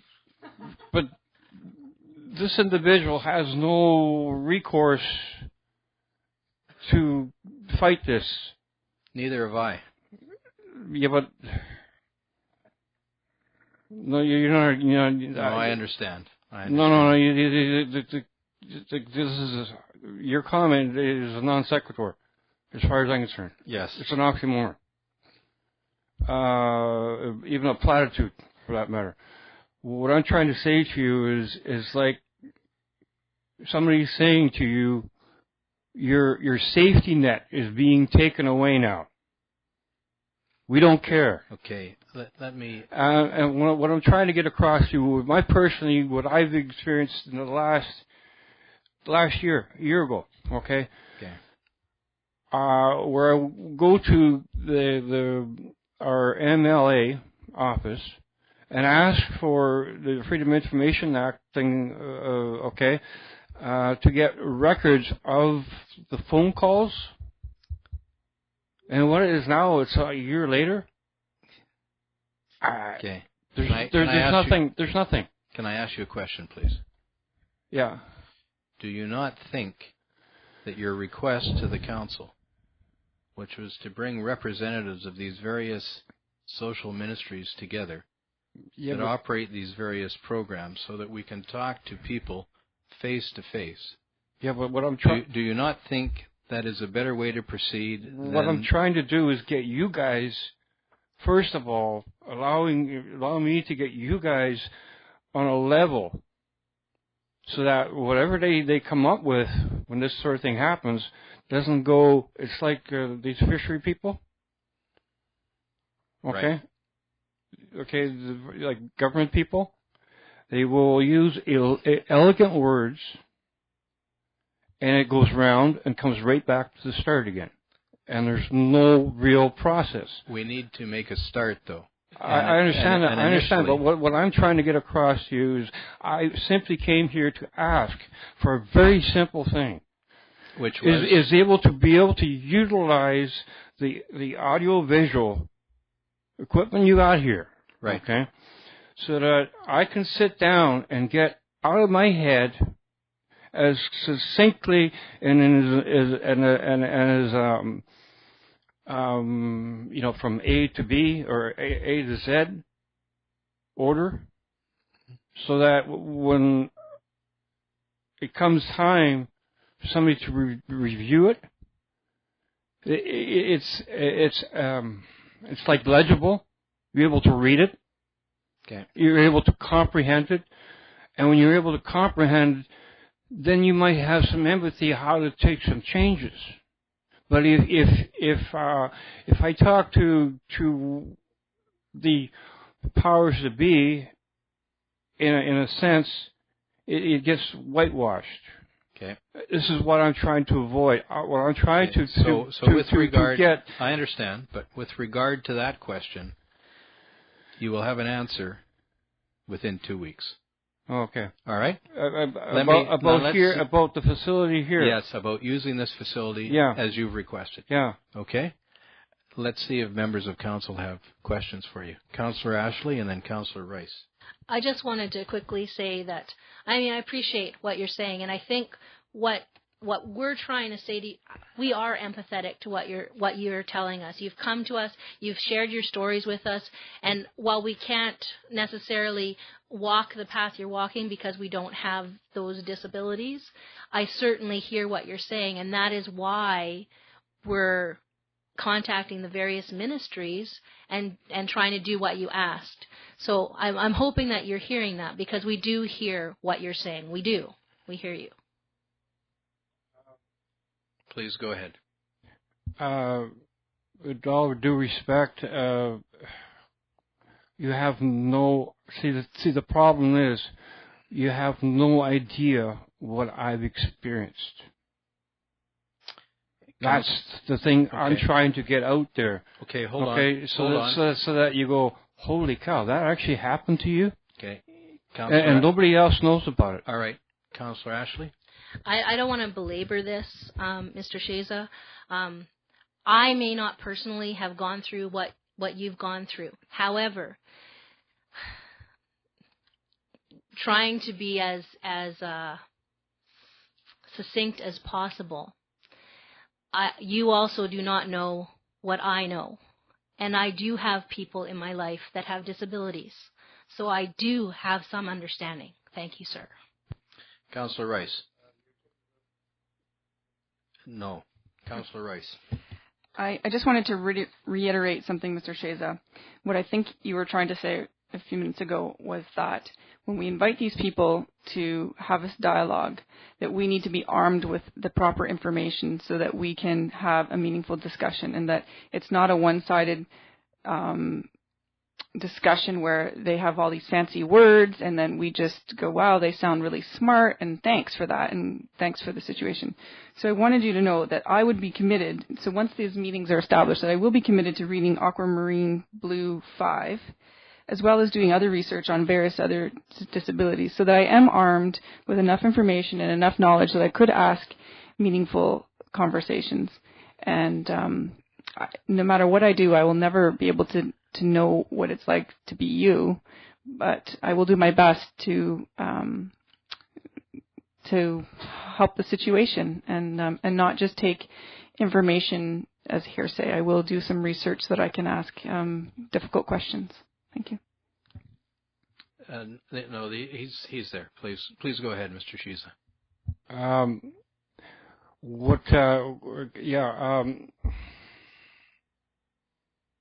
See, what I'm trying to get across is the things that have happened to me. There are supposed to be legal recourses, procedures to go through, but they haven't worked. As an example, everything I owned in my life, including a birth certificate, has gone. For say example here, I don't know if I get in trouble with the ministry, but I don't give a damn. Hold on. I caution you just to use polite language, please. Damn is not a. It's a structure. What I'm trying to say to you is somewhere in the dump, there's a couple milk crates. Mm-hmm. That probably have a value of about at today's precious metal prices, probably in the neighborhood of $40,000, $50,000, maybe $60,000. Mm-hmm. It's something I did over a long period of time. Recoup precious metal from computers, and that was my retirement fund. Actually, I go one step further. That was supposed to be into a trust fund. I'd be damned if I know where in this province I can get this done. And I tried to talk to my MLA and I tried to talk to my MP. They have no clue about this because while there is provisions, like if I say my parents were in this province like myself, there's no problem. But when you have your relatives in another province or another country, then it becomes a problem. The legal system in this province, like I've used the lawyer referral. When they sat down and I kept calling. At about 8 or 9, I finally got one that had an idea what I'm talking about, but he had no way to help me. Right. Okay, if I could break in there, Councillor Ashley. I'm going to try this one more time. I hear everything you're saying, and you're telling us stories about your life and what's happened to you. And I understand that there are things that have happened, that there are problems that have happened with ministries and other things like what you're talking about in the dump, where obviously things that have happened to you that have been horrible and that you've had problems dealing with them. I understand that, and I get that. My concern is that right now, as much as I would like to sit here all evening and hear what you have to say, and I think it's important, we also have other things that we need to get to. And so I would just like to ask you, my question to you would be, is if there's something else in terms of a specific request, I'd really like to hear it. See, this is what I'm trying to get across is in a situation like this, it's not good because it's taking your time away. Okay? Everybody's time is valuable. What I'm asking you is to be able to archive it. Right. So that it is rock solid. Yeah, I understand that. You got it? Yeah. So that you can go back to it any time in the future and you can make reference to it. Okay. That's very effective and efficient. This is what I'm asking for, and so therefore you can say, well, wow, how did this possibly could happen in this day of age? Yeah. Okay. You know, I've committed that you'll have an answer. Okay. Within 2 weeks. Okay. Yeah. My biggest problem is able to go from point A to point B. Wait a minute. I'll rephrase this. When I try or attempt to enlighten somebody about a certain thing, early on I usually make a point and say, my goal here is to show you a tree, the complete tree, roots, tip, you name it. But in the process of going from the root to the very tip, I might get lost out on a branch. In the sense of I might have to embellish on something so that you fully understand, but I might get lost in a thought process, and I have to come back. Can you please bring me back to the trunk so we can proceed further? This is the sort of thing that I'm trying to get across. This is the reason I'm asking for it. You don't know how many years I've been thinking of I've gone to the school board, I've gone to people, Okay, if it gets to the point where you start to go. Right, I think we understand. So if you'd leave it with us, please. Thank you. Thank you very much, and have a good evening. Is there anybody else this evening who has a question regarding the city's operation that they'd like to ask? If not, I'll ask council for a motion to adjourn and to reconvene to a regular council meeting. Certainly. So it's been moved and seconded that we adjourn the committee of the whole meeting and reconvene to a regular council meeting after a 5-minute break. Is there any discussion? Question's been called. Those in favor? Thank you. That motion is adopted. This meeting stands adjourned. We'll be back in 5 minutes.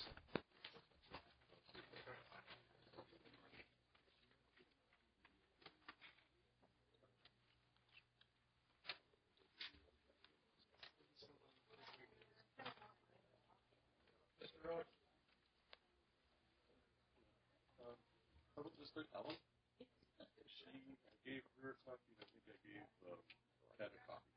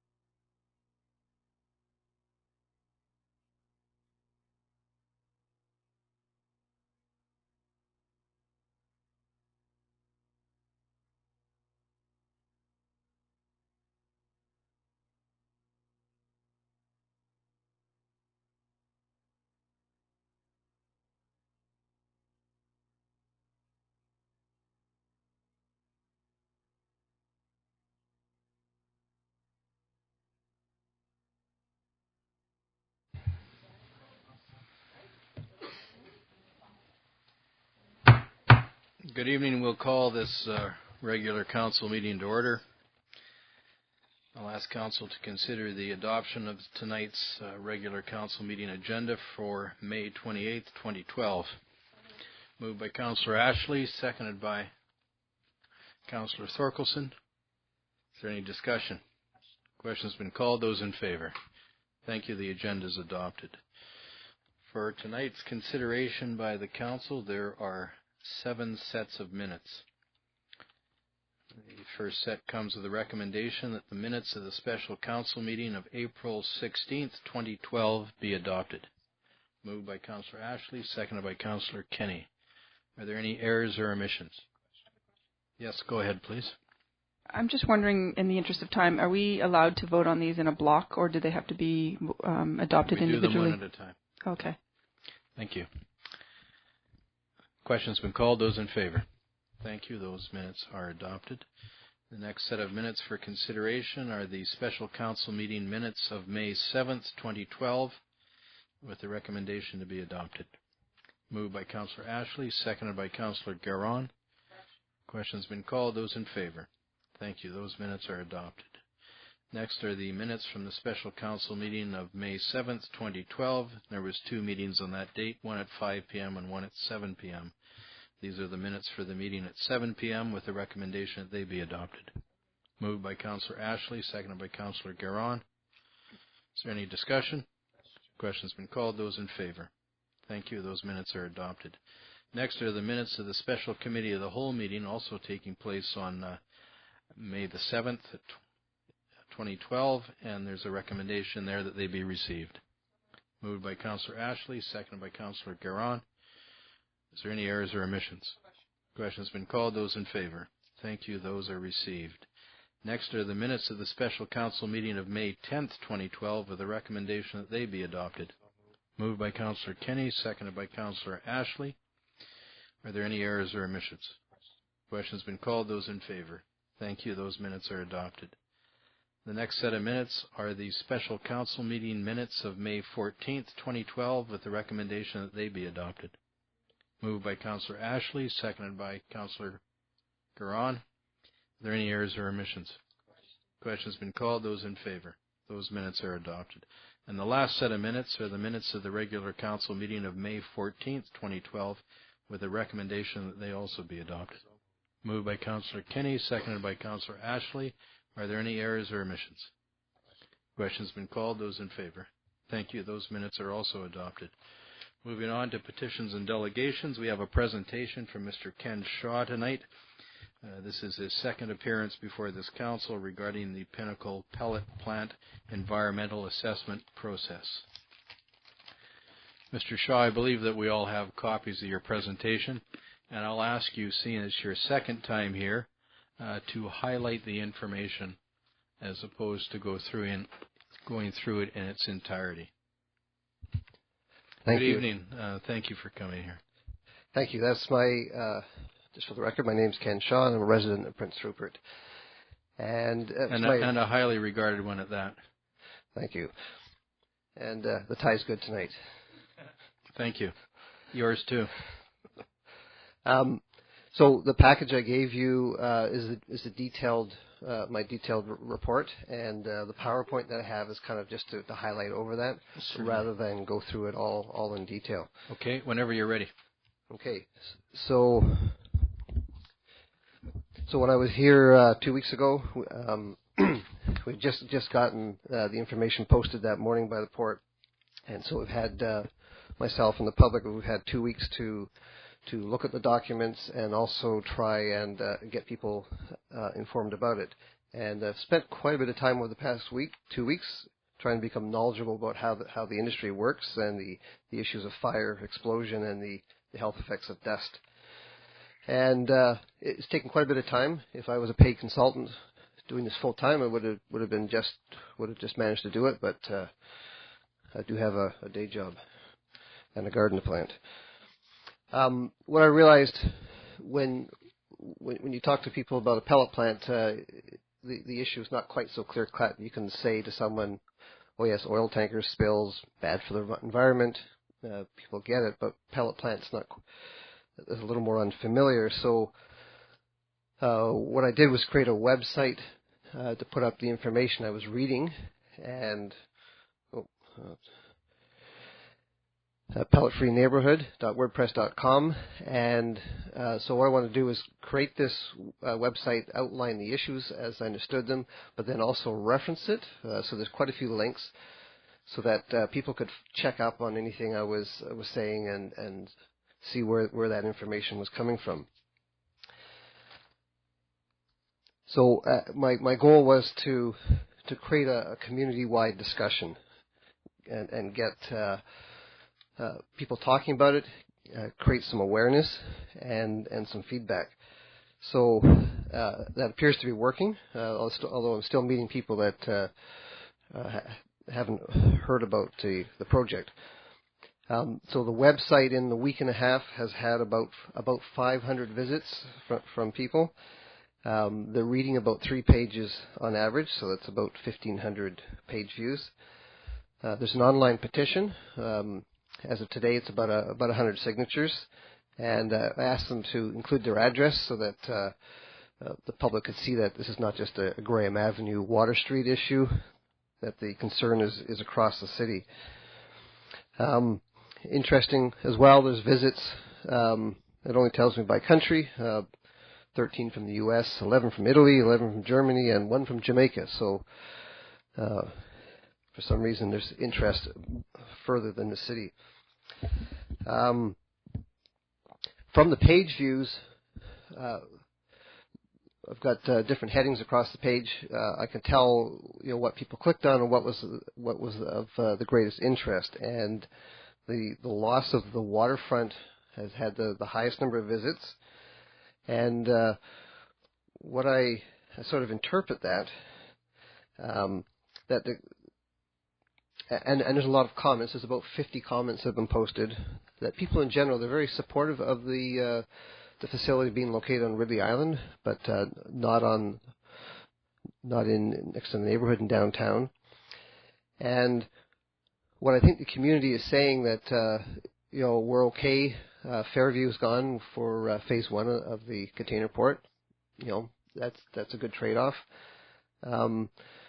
Ridley Island, which was closed off last summer, well, there's lots of good stuff going on out there, so people are okay with that. May not visit the forts anymore, but I think when we talk about the downtown waterfront, and Zeno made a distinction in his January 9th report, sort of east and west of Quinitza Station, and the eastern part, which is from Quinitza down to what we see on the picture here, is the part the public uses the most for dog walking, jogging, cycling, all sorts of things. The community is saying that they're not okay with that, and there's kind of a line sort of getting drawn in the sand.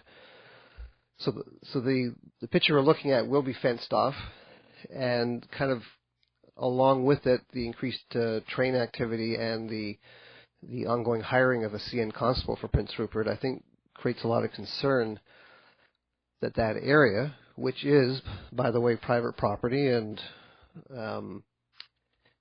we don't actually have a right to be there, but people do believe that it belongs to the community, and it's a community asset to be used to enhance its quality of life.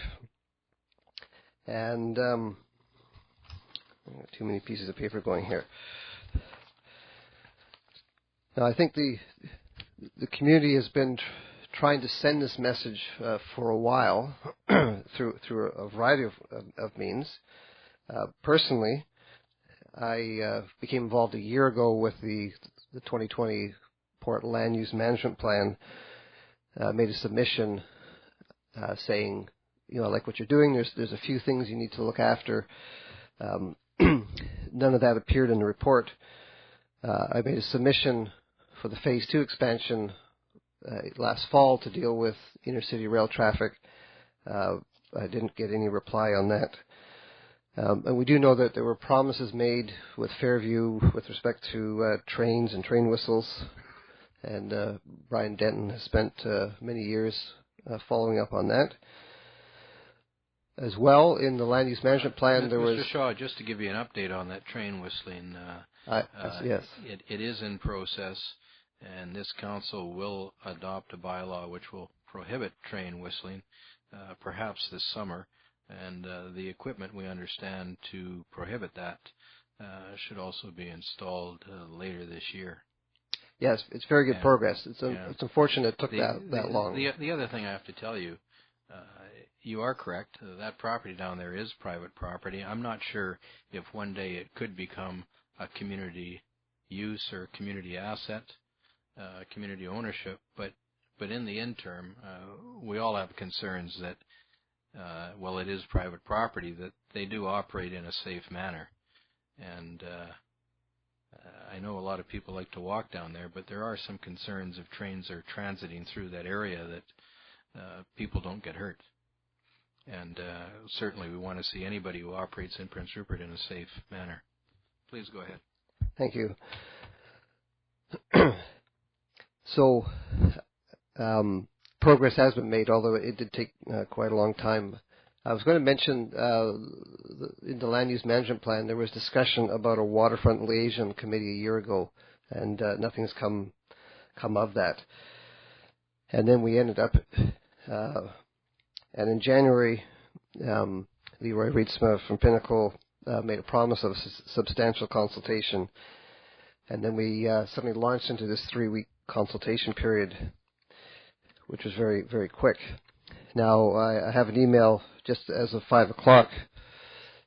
Tomorrow night is the open house, and what that means is there'll be no presentations. There'll just be pictures and signboards and people to talk to. And I was requesting that there be presentations and explanations, and at 5 o'clock they emailed me to say that they are now planning a follow-up event at which Pinnacle will respond to comments received. The event will incorporate a question and answer period where questions, concerns, and clarifications can be voiced. The port will advertise the date, time, and location of this follow-up event when those details are finalized. I also understand, along with that, based in your presentation, which I've read, that you were given an opportunity to meet with the Port Authority, and I would encourage you to take advantage of that and to express your concerns and any of your suggestions or ideas. But it would be good if you didn't let that slip. Yes, I had asked to present at the meeting tomorrow night, and was told there'd be no presentations, and was invited to a meeting at the port with the representatives. My response was, there's some fairly complex issues, and I'm not an expert in all these things, and I really wanted to see this discussion happen out in the public domain, where people could listen and hear the comments and the answers, not in a sort of a private meeting. So I'm glad to see that development. I don't know if that changes the deadline for the consultation period, or what the next steps is. This is a very recent development. If I could just add to that, Mr. Shaw, the city did, as you requested, ask for a time extension. So perhaps at your request, encouraged again at your request to this council, that might have happened. And the city has also requested a meeting with the Prince Rupert Port Authority Board of Directors.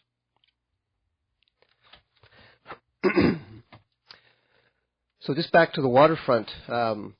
So we saw that the waterfront from the page views was the number one concern, and from the comments. And so it sort of felt like it's not just this proposal, but it's actually kind of a lightning rod for a lot of unresolved issues about Prince Rupert's relationship to the waterfront. And so I think that waterfront development plan that's been discussed and hopefully be worked on soon is really the vehicle for the port and the CN to resolve these issues in partnership with the community. And well, of course, the city has no jurisdiction there. They have a very important role to play, in particular this eastern portion. And I thought it would kind of sort of occur to me to characterize the discussion of the locating the facility on the waterfront with the old CNR Gardens. And as we know, once upon a time, there was quite an amazing feature in the center of town that was built in the 1930s with fountains and so on. However, now today, that's gone, and 1973 replaced with the Rupert Square Mall. And you know, when people sort of hear about those gardens and they can look at what's there now and they think about the opportunities or possibilities that were lost, you kind of wonder, you know, what were people thinking of back in those days? In contrast, last weekend we celebrated the 25th anniversary of the Lester Center, and we think about the vision back in 86, 87, and the people who put that together, and we can really see the difference in vision and legacy. And so these structures kind of act as landmarks. This one very much of leadership and legacy. And so, you know, the question we might be looking at later is, you know, with this on our waterfront, you know, what will this landmark stand for of leadership today? I think seeing that at Ridley Island will be a really good thing. There's detail in the handout about the project proposal itself and how it's been exempted from project justification and consideration of alternatives. I did take a look through those regulations on how that decision was made, and I'm not a lawyer, but my interpretation is it's based on a pretty narrow interpretation of that language. We do have a pellet storage silo already at Ridley. The site is approved for more silos. I understand engineering work has been done on the conveyors and stuff, or the design work was done to actually solve some of the issues they had out there. But that discussion isn't part of this proposal because there is no justification or consideration of alternatives. And I think people would like to hear, you know, why one location has been chosen over another. So to move on to the second half of the presentation, a few more technical issues. Mainly fire, explosion, and dust. So just reading up a lot about wood storage facilities around the world and what's going on. And this PowerPoint presentation, as you can see, was not quite a year old, from the Wood Pellet Association of Canada. And the next few slides are just some excerpts from that, where they're talking about a lot of the issues in the industry. And here's a listing of fires and explosions that have happened in Canada, most of them in BC, in recent years. And we could add to this list a second fire on December 20th at the Pinnacle facility in Houston, and quite a large fire on February 27th at a pellet storage facility in London, England. And Mr. Gordon Murray, at the end of his presentation, concluded that there's some real problems. There's some safety issues and insurance problems. The industry is finding difficult to get insurance, and it's becoming more costly. So the grain terminals have the same problem with dust, and of course they're, you know, it's combustible, much the same as wood pellets. They have similar concerns, operational concerns. Mr. Shaw, I think Councillor Rice had wanted to say something though. I'll try and be quick. Can you just go back to the slide of the types of incidences that happened? So the second column, these are where it says Pinnacle Pellet. Is that a Pinnacle Pellet facility that had a fire and an explosion, another fire that I'm reading? Is that correct? Push the button. So there's the dates and the location. So these will be the manufacturing facilities, also associated storage.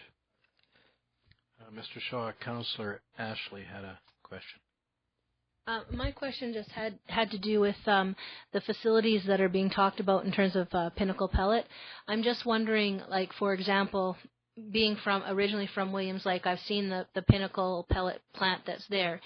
Is the facility that's in Williams Lake the same type of facility that's, as far as your research goes, because I understand that you're not an expert, you've been doing research.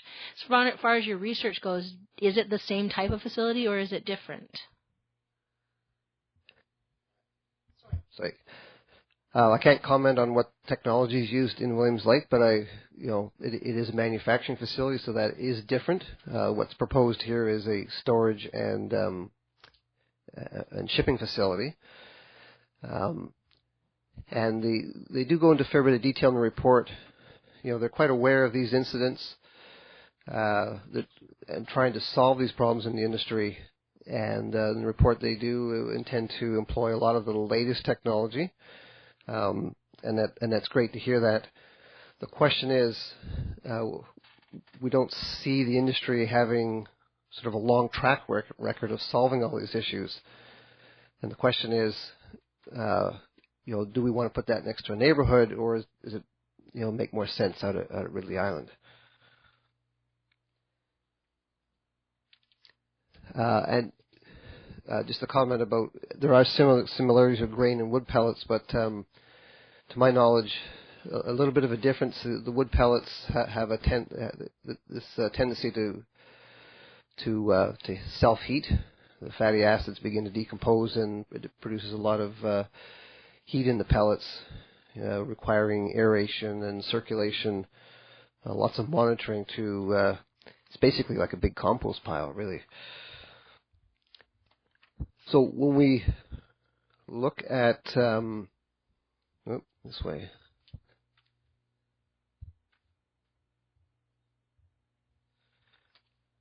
So when we consider the location at full build-out with all 7 bins, we're looking at about 86,000 metric tons of wood pellet fuel. And if there happened to be an explosion or a fire at that location, it would have quite a dramatic effect on the adjoining neighborhood. And then when you consider the access to the site, and how it might you carry out firefighting activities, and what would happen if, because the bins are in a row, what would happen if you had a fire at one end and another one at the other end? Just how do you go about doing that? And that would be one of the problems that they would have to resolve. Sometimes with projects like this, there's sort of, well, it's just NIMBY, not in my backyard. But I think in the case of a fire and explosion, a NIMBY voice is very relevant here. Some of the other questions, which hopefully we'll get some answers tomorrow night, and for the people listening here tonight, possible questions you might ask. The port, as a federal agency, will play the role as a regulator. And when we look through the proposal, there are a number of promises that are made with respect to noise, air pollution, and so on. And so I think we really need to have a better idea of the means by which the instruments that the port will use to actually regulate, monitor, and assess those promises. So that it doesn't take 4 to 5 years to solve the train whistle problem. We don't want to be in a situation where it takes 4 to 5 years to solve a dust problem. One of the promises made was to only operate during weekday working hours. And if I was an investor, I would find that promise to be a really unreasonable limitation on their business, and it would be hard to keep. I don't think the profit margins are really high in the business, especially with the euro collapsing. And we know trains arrive at all sorts of random times.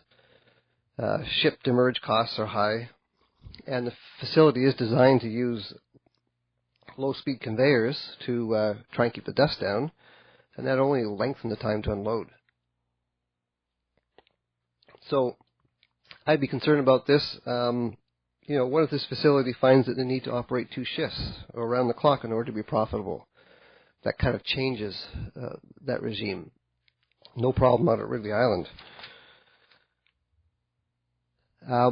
dust. I took a look at the issues of particulate matter, and there's a promise to not have too much impact, and there'll be minimal. But what we'd really like to see is written commitments to meet the Canadian provincial particulate matter. 2.5 and 10 refer to the particle sizes. These are the most serious sizes that cause health issues.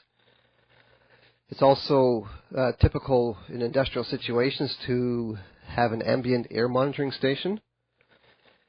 There hasn't been one in Rupert since the days of the pulp mill. And if you go online, you'll find one in Terrace, and there's 5 located in Kitimat. So we'd like to know if that would be part of it. And another sort of standard operating procedure that's not mentioned in the report is when you have air emissions, you typically do an air quality, a dispersion modeling. So it's not just what comes out of the plant, but you want to know, where it might go and what does the wind and topography do, and where the effects may actually land. Now, these are the kind of things, the average person, isn't really going to know about this kind of stuff unless you're into the pollution control equipment business. I'd also like to know why the Green Port program isn't extended to this site, why there isn't shore power. They shut down the ships while they're there. So to kind of quickly summarize, public opinion is really focused on the waterfront. There is some potential for some negative economic impact through what people perceive as a degraded quality of life. Remember, we're talking about 10 jobs. I think the effects of fire, explosion, and dust, they're better managed in a Ridley Island setting. Okay, you can make mistakes out there and be quite forgiving, and you can learn and install new equipment. And we really need to see more information about the port's role as a regulator. Okay, how will these promises actually be kept? And thank you very much. If you have any questions, I've got binders of information here. Thank you. We'll see if there's any questions from members of council. Councillor Ashley. Well, thank you for your presentation. I don't know that this is something that you'll be able to answer, but it's certainly something that I plan on asking if there's a chance. Because I know that one of the reasons that has been put forward in terms of why the decision of Pinnacle to locate at the waterfront as opposed to Ridley Island is in terms of scale of the actual operation. And when it was originally presented to us, it was about almost half, right? It was 4 silos, not 7. And now it seems to be much larger in scale now, and I'd really like to hear what the port has to say in terms of, with the scale change, whether or not it is more feasible out at Ridley versus the waterfront, because I know that was one of the big things that they said, or that was said in terms of why they wanted to put it there, because there's a feeling that the type of money it would take to take and put in the infrastructure out at Ridley would be cost prohibitive because of the scale. But this one seems to be almost twice the size, so perhaps that might make a difference. Are there any other questions? Councillor Thorkelson. Yes, I was here. I was not here when Pinnacle made their first presentation, and I have to work tomorrow night, so I won't be able to be at the meeting tomorrow night. So if any of the councillors are going to be there, I have a real concern about fire and explosion, absolutely about what you've talked about, Mr. Shaw. And I have a concern about that, and I have a concern about noise. Council has gone to a lot of time and expense trying to get the whistling reduced, although it's taken a long time, Mr. Shaw. It wasn't an easy thing to do, and we've had to go through a bunch of regulatory authorities ourselves in order to try to get permission. Plus, it's expensive, so I'm anxious to hear what the resolution will be, Your Worship. I'm glad to hear that there is a resolution coming. But I've talked to people who live down there. It's not just that they said they can mostly get used to whistling. It's the shunting that they're having problems with. And if CN can deal with the shunting for Pinnacle, then maybe they can deal with the shunting noises that are already in existence there. So my concerns would be shunting noise, not so much whistling, obviously, but fire. I am very concerned about that.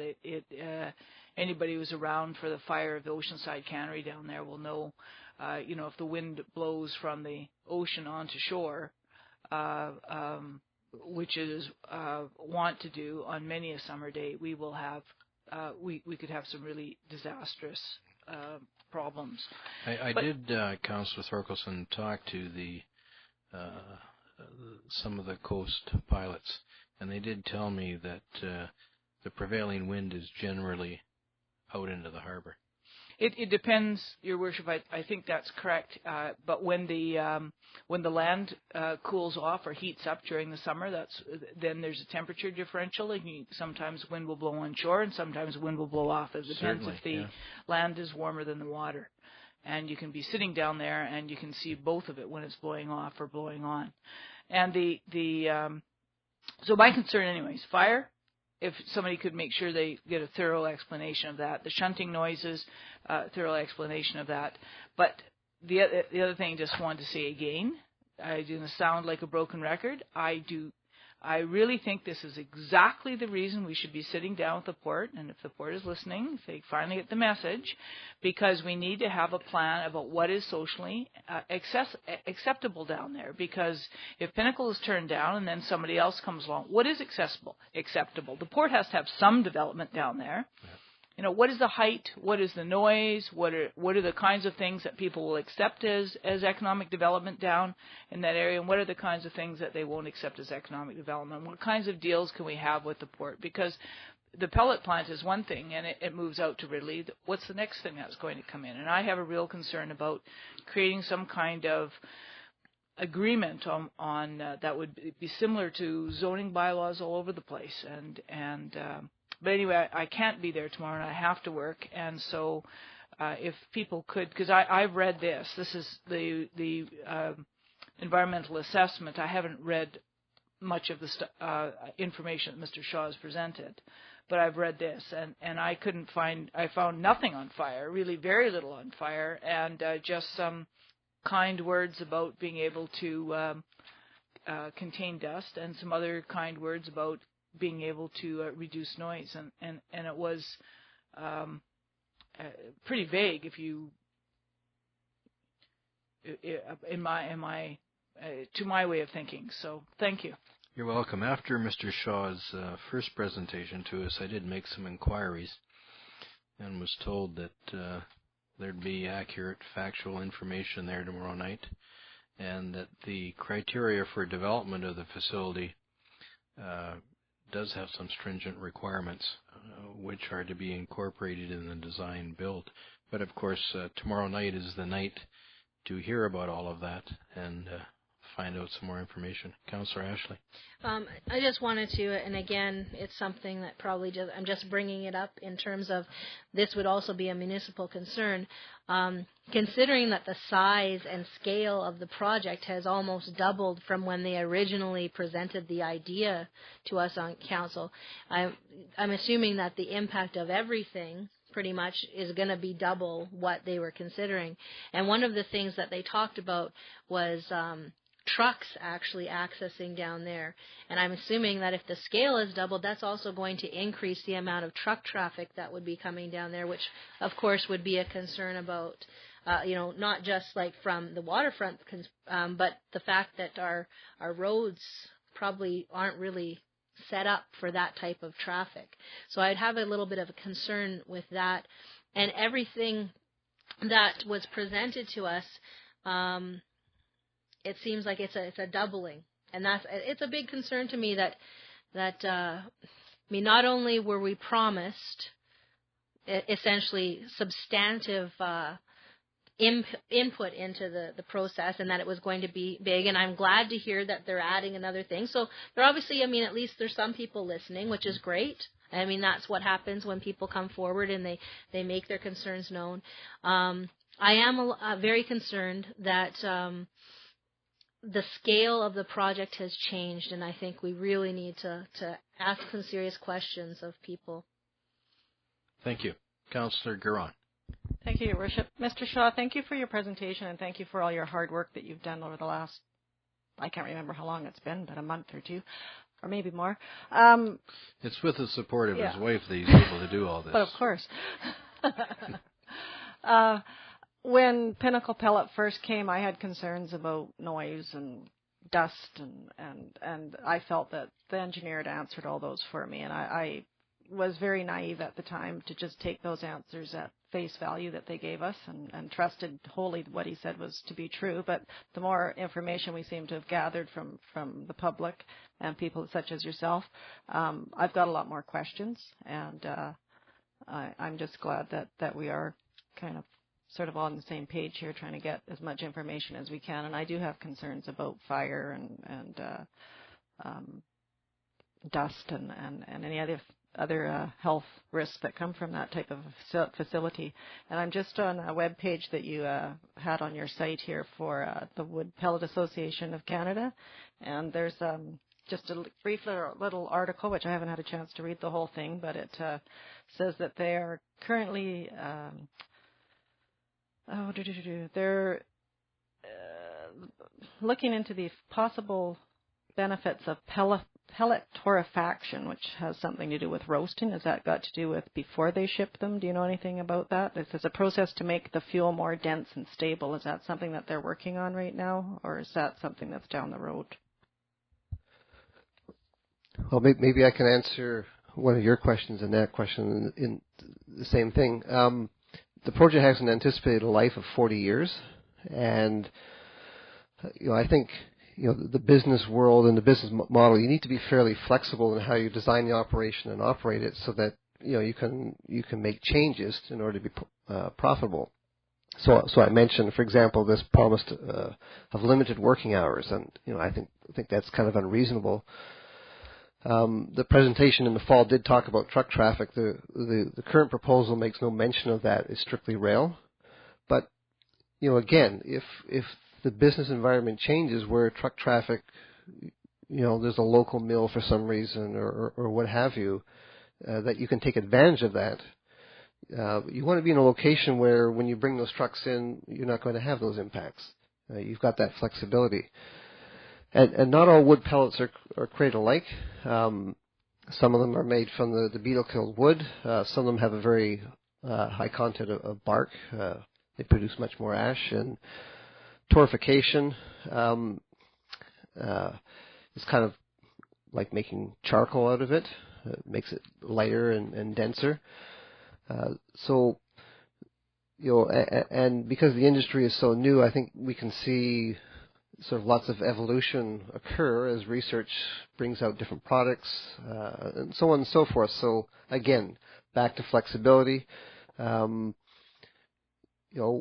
other products could you actually put through those bins, if not wood pellets? Once it's there, you've got to do something with it. So again, I think Ridley Island gives them much more flexibility with their business, operating hours, and so on and so forth. The facility looks very much like a specialty grain products facility where they ship out peas, beans, lentils, that sort of thing. Anyway, Councillor Kinney. Thank you, Your Worship. Mr. Shaw, do you know the height of those things that they're going to, the bins? I believe it's 47 meters, which is about 160 feet, and they're 29 meters in diameter. Councillor Rice. Councillor Rice, you have a question? Well, it's just a statement because we were talking about the operations 5 days a week. So I'm reading in section 3.83 that for a 4-silo facility, it would be trains would run 5 days a week, but it actually says for a 7-silo facility, trains would run 6 days per week. So it's actually in the assessment process that it's a 6-day a week operation. I really appreciate all the information, all the research that you've done, the hard work, especially considering you have a day job. And I feel like you've really armed council with some information and things, good questions for us to ask. But I'm just curious if there's a specific request that you have of this council, if there is something that you want us to bring forward tomorrow, or if you were just sort of enlightening us with your knowledge. Thank you. The main purpose tonight was really sort of an information update, and to because I won't be presenting tomorrow evening, and also for the public listening to get the information out there and discuss. The only request, I guess, the waterfront plan, because there's an east and west side to it, and there's lots of opportunity to do things and study on the west. I believe the city planner would like to work on that. I wouldn't like to see the eastern part sort of get lost in the enthusiasm with the other part, because it's the eastern part, kind of between Westview and Quinitza, that's the most heavily used. And I think the public sort of feels that is, that they somehow they have a right to it. That's just it's a perception. So, there could be opportunities for a linear waterfront park. These things exist. There's a lot of examples of that in Europe. I spent 3 summers cycling along waterways which are full of ship traffic. These routes lead you under conveyor belts around the Ottalampa Coal. It was on the pedestrian cycle path. Through container yards, nothing like the level of security you see here. There's a much more integration of industry, and I believe I provided you in an earlier submission a picture of the Bilbis nuclear reactor plant in southern Germany, and the linear park just carried on right through it. Came around the corner and saw these towers, and I'm riding through a nuclear power plant, and it was all nicely integrated, so that there can be some really good solutions found. Thank you very much for your presentation, and please thank Mrs. Shaw on behalf of myself and the rest of the council for allowing you to spend your time doing that. That makes me Mr. Chouinard. I'll ask the council to refer back to the agenda. Next, there's reports and recommendations, and there's a report from the corporate administrator and the building inspector concerning 801 Fulton Street. Mr. Grodecki. Thank you, Worship. I'll just read the recommendation quickly. That the building located at 801 Fulton Street and legally described as Lot 9, Block 32, Section 5, Range 5, Plan 923, District Lot 251, PID 011-530-481, and also Lot 10, Block 32, Section 5, Range 5, Plan 923, District Lot 251, PID 011-530-502, be declared a hazard under Section 73 and a nuisance under Section 74 of the Community Charter, and that the registered owners, Arvind D. Bahai and Kiran Bahai, be required to remove or demolish the building within 30 days, and that for the purpose of this resolution, remove or demolish shall mean to either remove or cause to be removed all building components, including but not limited to the roof, beams, walls, floors, electrical, plumbing, and mechanical systems to the foundation, and if there are any concrete or wood foundations, pilings, or piers, that they be removed and that the building site be filled to the prevailing grade. Your Worship, the reason for the report is we've had several complaints regarding the appearance and the safety of the structure. Upon some investigation which started about May 2011, the building inspector and I think the fire chief as well went there and had to board up the building to stop people from entering it. It was turning into a bit of a gathering place for young people. It's a vacant apartment building. It's been vacant for some time, not sure how long. We spent about a year trying to work with the property owners and the property managers of the location. And they did at one time talk to the city and say they would share a structural assessment with us of the building. As far as we know, that structural assessment was never performed. We have no indication that it will be performed. And lately, they've been non-responsive to all our attempts to engage in a discussion about this building. So under the authority granted by the Charter, should the city be required to take action, then the cost of such action can be charged back to the property owners and to the property itself.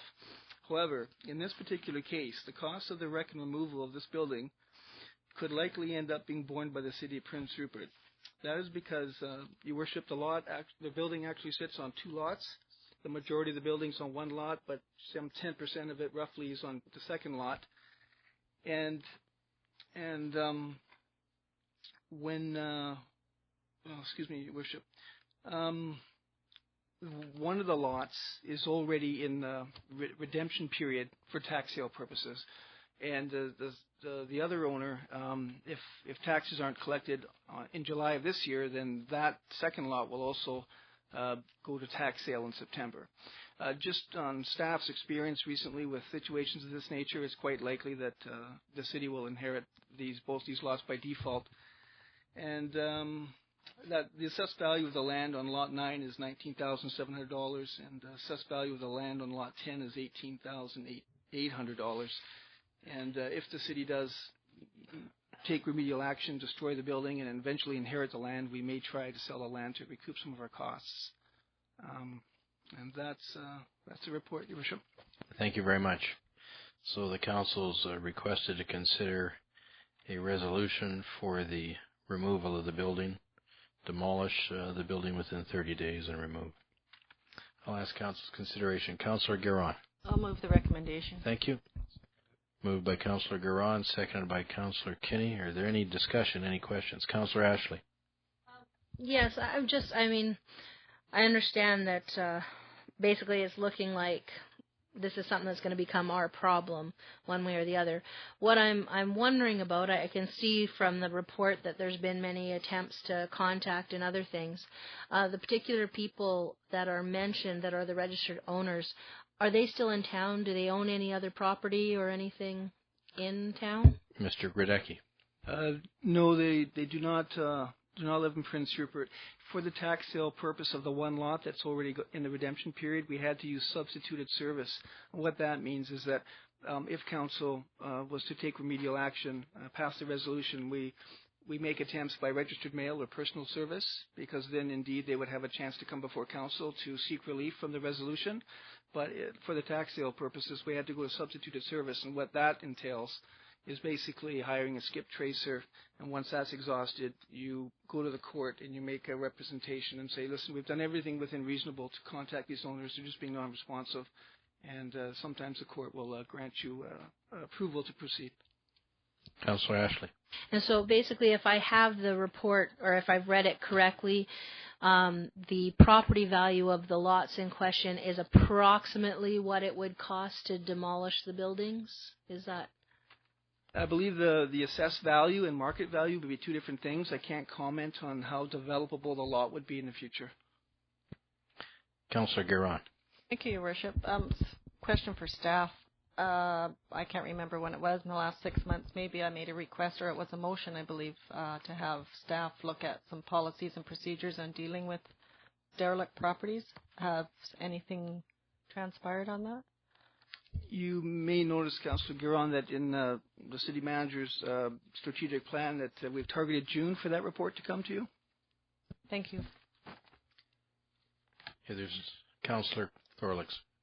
I was just wondering, looking at the pictures of the building, it doesn't look like it's redeemable. I was wondering, and the letter from the fire chief says that he believes that I have a standing order with our crews at the fire hall that if a call came in reporting a fire, no one will make entry due to the unstable condition of the building. So that means the building is really basically it's not redeemable. That's true. Is there anything further? Question's been called. Those in favor? Thank you. That motion is passed. Next is a report again from the corporate administrator, and this concerns the Skeena Queen Charlotte Regional District representatives and the vote allocation. And there's a recommendation that council allocate each municipal director the number of votes they carry on the board. So I believe the city has a total of 7 votes, and 4 would go to one representative and 3 would go to the other. Councillor Ashley. I just had a question, and maybe I just missed the meeting when this was done before on previous council. It would have been some time ago. I'm sorry, it would have been some time ago. Yes. So when last council, when yourself and Councillor Kinney were on the regional district, did we actually do this same thing? I'm not. No, we didn't. Oh, we didn't. No. Okay. That's why I said it would have been some time ago. Okay, yeah. I see. Obviously, the regional district is asking for clarification. Oh yeah, that's fine. Yeah. Well, I'll move a recommendation that Councillor Kinney has 4 and I have 3. Okay. Thank you. Is there a seconder? Seconded by Councillor Guerin. Is there any discussion?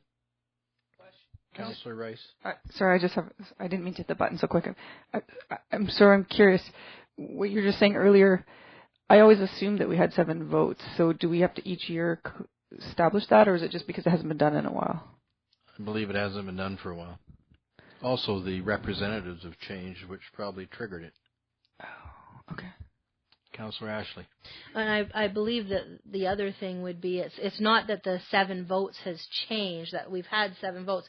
It's just that there hasn't been a delineation of who has 4 and who has 3. That's what hasn't been decided. That's correct. I thought that was understood. Yeah. The only thing that would trigger any further change is when your representatives change, or if we found in a 3 to 4 year period and a census occurred that our population jumped, perhaps with the population increase, our number of votes there could increase the same way it decreased. Councillor Rice. I'm just thinking of in a situation, Councillor Guerin and myself are alternates on the Skeena Queen Charlotte Regional District, and so I'm thinking about a meeting that we attended where both Councillor Kinney, Councillor Ashley were not available to attend, so we both attended, but we didn't differentiate who was representing who. So would we have to do that in a regional district meeting again? Because am I an alternate that has 4 votes, or am I an alternate that has 3 votes, or how would we determine that? It would only really come up if you got into a close vote, and it was regarding money. But, which it did happen. And there was a disagreement. Of course, if you're both voting together, it makes no difference. But we should go back and look at the resolution and see if you are specifically replacing one representative or the other. Because now that we're establishing who has what votes. Right. Yeah. So could staff do that? Certainly. Okay, thank you. If you'd make a note of that, please, Mr. Grodecki. If there's anything further, question's been called. Those in favor? Thank you. That's adopted. Next, under correspondence for action, there's a proclamation request from Social Planning and Research Council. The abbreviation is the SPARC, British Columbia, and there's a recommendation that Council declare June 2nd, 2012 Access Awareness Day in the City of Prince Rupert. Moved by Councillor Kinney, seconded by Councillor Guerin. Is there any discussion? Question's been called. Those in favor? Thank you. That proclamation is adopted. Next, there's resolutions from closed council meetings. Mr. Grodecki, have you got an announcement there? Yes, Your Worship. At the May 14th, 2012 closed meeting of council, council appointed Jillian Greenwood to serve on the Prince Rupert Airport Authority Board of Directors. Thank you. Next, item 10, there's bylaws. There's for consideration one bylaw, and this is the City of Prince Rupert Building Bylaw, number 3314, 2012. It comes with a recommendation that the bylaw be introduced and given first, second, and third reading. And that, once again, is to the City of Prince Rupert Building Bylaw number 3314, 2012. I'll ask Council's consideration of the recommendation. Councillor Ashley. I'm just wondering if we could get just a very brief rundown by overview? staff of what changes, if there are. Certainly. Mr. Burdecki? Yes, Your Worship. The main changes in the new building bylaw have to do with language for identification of roles and responsibilities of various participants involved in a construction project and expectation for providing understandable drawings for a given project. The new bylaw identifies the difference between complex and standard buildings. Complex buildings are supervised by architects and engineers, and although building inspectors are still on site throughout construction, it is more in a monitoring role. Standard buildings are generally smaller, and although there may be engineers involved in design criteria, building inspectors play more of an inspection role. In either case, owners are to sign an acknowledgement of owner form, which basically states sole responsibility by the owner for the compliance of the building to the building code. The new bylaw asks registered professionals to sign Form C and provide proof of liability insurance. Under the new building bylaw, permits are required for retaining walls in more instances than previously. There are no changes to the fee schedule from the old bylaw. And the new bylaw is based on a template bylaw created by the Municipal Insurance Association in 2002, and the language they constructed was just to remove liability away from the city and just protect the city from actions in that regard. Okay. Councillor Ashley. I read through, and so I've already had one of my questions answered because I was going to ask if the fees were the same, which apparently they are. The fees are, yes. But I just had a question just because I didn't understand what part it would play. On page 47, at least in the electronic version, there's a thing about sign permit fees, and I'm just, what are we talking about in terms of signs when they say there's, like, it says for each sign other than a pole sign and for each pole sign? I'm not sure what that has to do with buildings, it's more of a curiosity question, but I was wanting to know. Yeah. Most people, when they're doing a commercial industrial type building, of course, to locate a business in the premises, the next consideration is signage. And, of course, there's various kinds of signs and various kinds of requirements, some of them which are covered off in here. And one of the concerns we have here, of course, with signage is that it's secure, particularly freestanding pole signs, that they have substantial engineering work done to ensure that the base of them will not shift during some of the winds we get here. Mr. Burdecki, have you got any other comments on that? No, Your Worship. Thank you. Yes, Councillor Thorkelson. I don't have any problems with this bylaw, particularly since I found out that we're not really changing any of the fees. But what I did want to know, Your Worship, and maybe you'll remember, but there's supposed to be a greening of the building code, and I was wondering, did we do that? And if not, do you know if that's Mr. Krekik's plan? There was some limit, and we were supposed to green the building code. Right, I don't remember that specifically. Mr. Burdecki, have you remember any conversations with Mr. Krekik or Mr. Roden? Do you remember any conversations? We'll have to ask Mr. Krekik specifically. I'll ask Council's consideration of the recommendation. No. Thank you. Moved by Councillor Garan, seconded by Councillor Ashley, that the bylaw be introduced and given first, second, and third reading.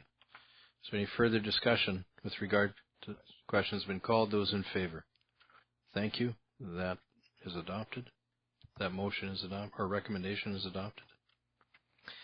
Mr. Roden, the report from the City Manager, outstanding council initiatives. If you could please read off, Mr. Roden, each one of the items on the actual report itself. The strategic priorities chart people are aware of, but if you could read off the other items, please.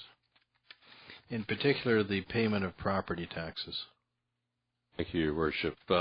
There's 7 items that have been reported on. First, in June, Council will be publishing a notice regarding a train whistling resolution, which is expected, when combined with new crossing safety measures, will reduce the train whistling on Highway 16 and at the BC Ferries railroad crossings. The second point was there was the election report. All candidates filed their mandatory disclosure statements on time, and no report is therefore required. The third item was the building bylaw. That's coming, has just been given 3 readings, and it's expected to be adopted on June 11th. The financial plan has been completed, and all department heads have been notified with their budgets. The public will be seeing, particularly in Public Works, a lot of things starting to happen now that the budget's approved.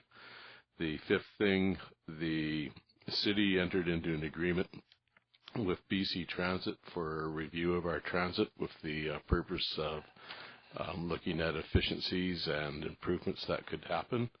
The planners came up from Vancouver, and they spent the day riding around on transit. A meeting took place, and they were advised that one open house probably wouldn't be adequate, and that they should actually plan on having a couple of presentations, and that in light of that, and because of the summer months which were coming up, that it was recommended that this process actually get started next September. The financial statements are almost complete, and they'll be provided to council at the next council meeting.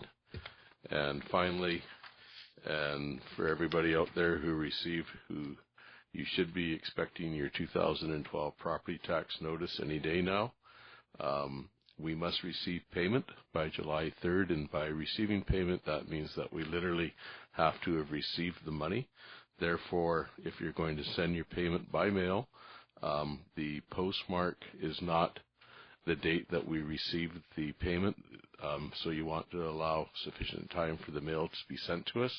Moreover, if you're paying via electronically by computer, you need to again allow at least 4 business days for us to receive payment. So if you make your electronic payment on July the 3rd, 2012, you'll be late, and you'll be penalized 10%. We need to receive it at least 3 or 4 business days before that date. Thank you. Thank you very much. Are there any questions of Mr. Roden? Thank you again, Mr. Roden. We'll move on to reports, questions, and inquiries from members of council. Councillor Ashley. I had a couple of things. One thing I wanted to do, and I'm not sure, it might have already been done when we were talking about it during the CAL meeting, but the recommendations that you made about Wantage Road, I'm wondering, is that like we don't need a resolution? No, we've requested a report. We're taking no action except requesting the report. Okay. And the second thing that I wanted to do was to just sort of update what the key things are that we just talked about at the regional district, and the biggest thing that we talked about that has an impact on the municipality, I guess, is in terms of what's happening with the recycling depot. We had a report from the recycling manager, and right now what they are looking at is they're looking at trying to come up with a solution that will allow people to recycle basically 24 hours. So they're looking at buying a horizontal baler, and it's going to require some, I guess, construction out at the depot.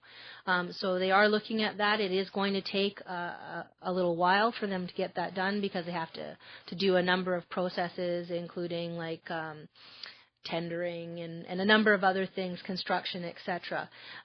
So that is in the works. So I just wanted to let people know about that.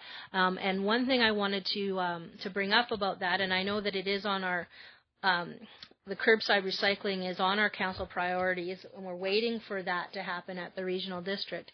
But part of the discussion that we had at the regional district actually started to talk about, well, what kind of policies do we have at our current landfill, and whether or not it was aligning with what was being accepted at the recycling depot, and are we doing enough to divert things from the landfill to the recycling and that sort of thing. And my understanding was that in most parts we are fairly aligned in terms of what we accept and what we don't. But the one thing that was brought up from the manager was that it probably wouldn't hurt if we took a look at how we monitor what people are throwing away in terms of people throwing away things that probably should be going to recycling. And so as part of when we're looking at our curbside feasibility, I'd really like to have us take a look at what our landfill policy is and the types of things that we have in that policy. And I don't want to get into a big discussion about it now, but so you're just making a request? We're just making a request that it be part of that. And what I'm talking about with those kinds of things, just to give a couple of examples, I was reading through the policy, and one of the things, of course, I know that you're allowed to say a maximum of 2 bags of garbage, and you have to pay for each additional one with a tag. And but there's no mention of like a maximum number of extra bags that you can have. Those kinds of things, or something else. And I believe it was Marty Bowles that presented to us. It was quite a while ago. I think it was previous council. But he was talking about things that they've done with recycling in other communities and at landfills where they have a clear bag policy when you're dumping into your waste into the landfill, so that the people monitoring can see what you're dumping and you can't just hide things that you're not supposed to. So those are the kinds of things that I think would be policy changes we might be able to put in. And there's a number of other ones, but it's just something I would like to see us. Was he referring to clear? Are we talking large garbage bags? I believe so. I've never seen them that are clear. I've of course seen the ones you buy. Well, there are clear ones, and the reason being just, I mean, there's a whole bunch of different things. I remember going home to Williams Lake when my parents still lived in the actual municipality, not on the outskirts, and out Soda Creek Way. Yeah, out Soda Creek Way. But I was, I don't know, opening some sort of tin can, and I was about to throw it in the garbage, and my mom was like, no, you can't do that. They'll fine us if we put that in the garbage. So there are policies out there that can be done. Obviously, it needs to be lined up with the ability for people to do that. But I think it's something that if we're looking at curbside feasibility, we should be looking at those policies at the same time. Okay, thank you very much. Mr. Roden, you've got a note of that. Councillor Kenny. Thank you, Your Worship. And to follow up with Councillor Ashley's request for out at the landfill, we're still hoping that we can get a shed so that recyclable stuff that they've found can go back into the shed and then picked up. Thank you. Are there any other questions, comments from members of council? Councillor Rice. I have a few things. One, I wanted to start with on Saturday night, I sported something that I rarely sport in honor of the Leicester Centre of the Arts silver anniversary. I actually sported silver shoes and a dress, and I just wanted to. It's a rare. I heard it was quite striking. I will say that the performance that was put on at the Leicester Centre was actually quite striking, and that's sort of one thing I just wanted to mention, because I was quite moved and just so impressed with the talent that we have in our community, whether that be dance or drama or music, band. I just wanted to mention that I was thoroughly, thoroughly impressed, and I feel really privileged that we have such a feature in our community and that we have such talent in our community. Yeah, very good show.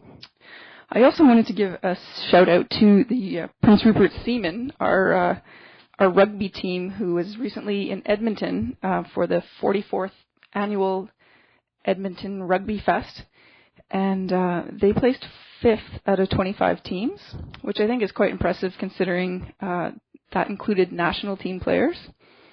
So I'm sure they've got lots of bruises, but kudos to them.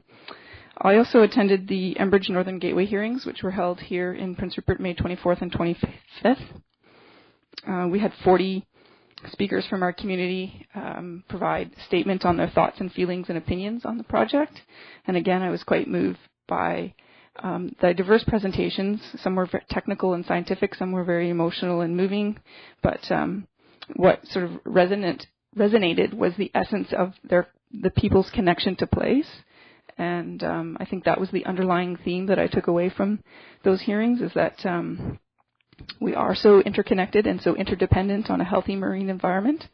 So again, a kudos to all those brave souls who stood up and spoke their thoughts, because I know that was really frightening and nerve-wracking for some people. As you can see, my voice cracks, and there's 3 people in the room, so I can't imagine speaking to a room filled in a quasi-judicial process with lots of other people. So how wanted to give kudos to them.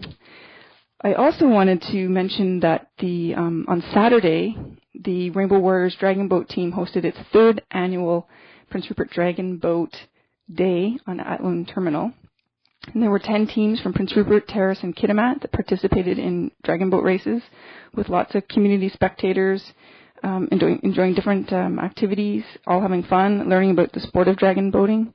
And that there was also a large turnout for the carnation ceremony that honored those who have fought breast cancer and those who can no longer take up the paddle.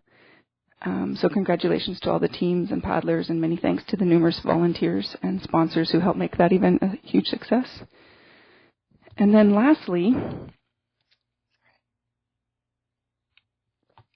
I did something else tonight that I rarely do, which was I rode my bike to council. And I did that because today is the first day of Bike to Work Week.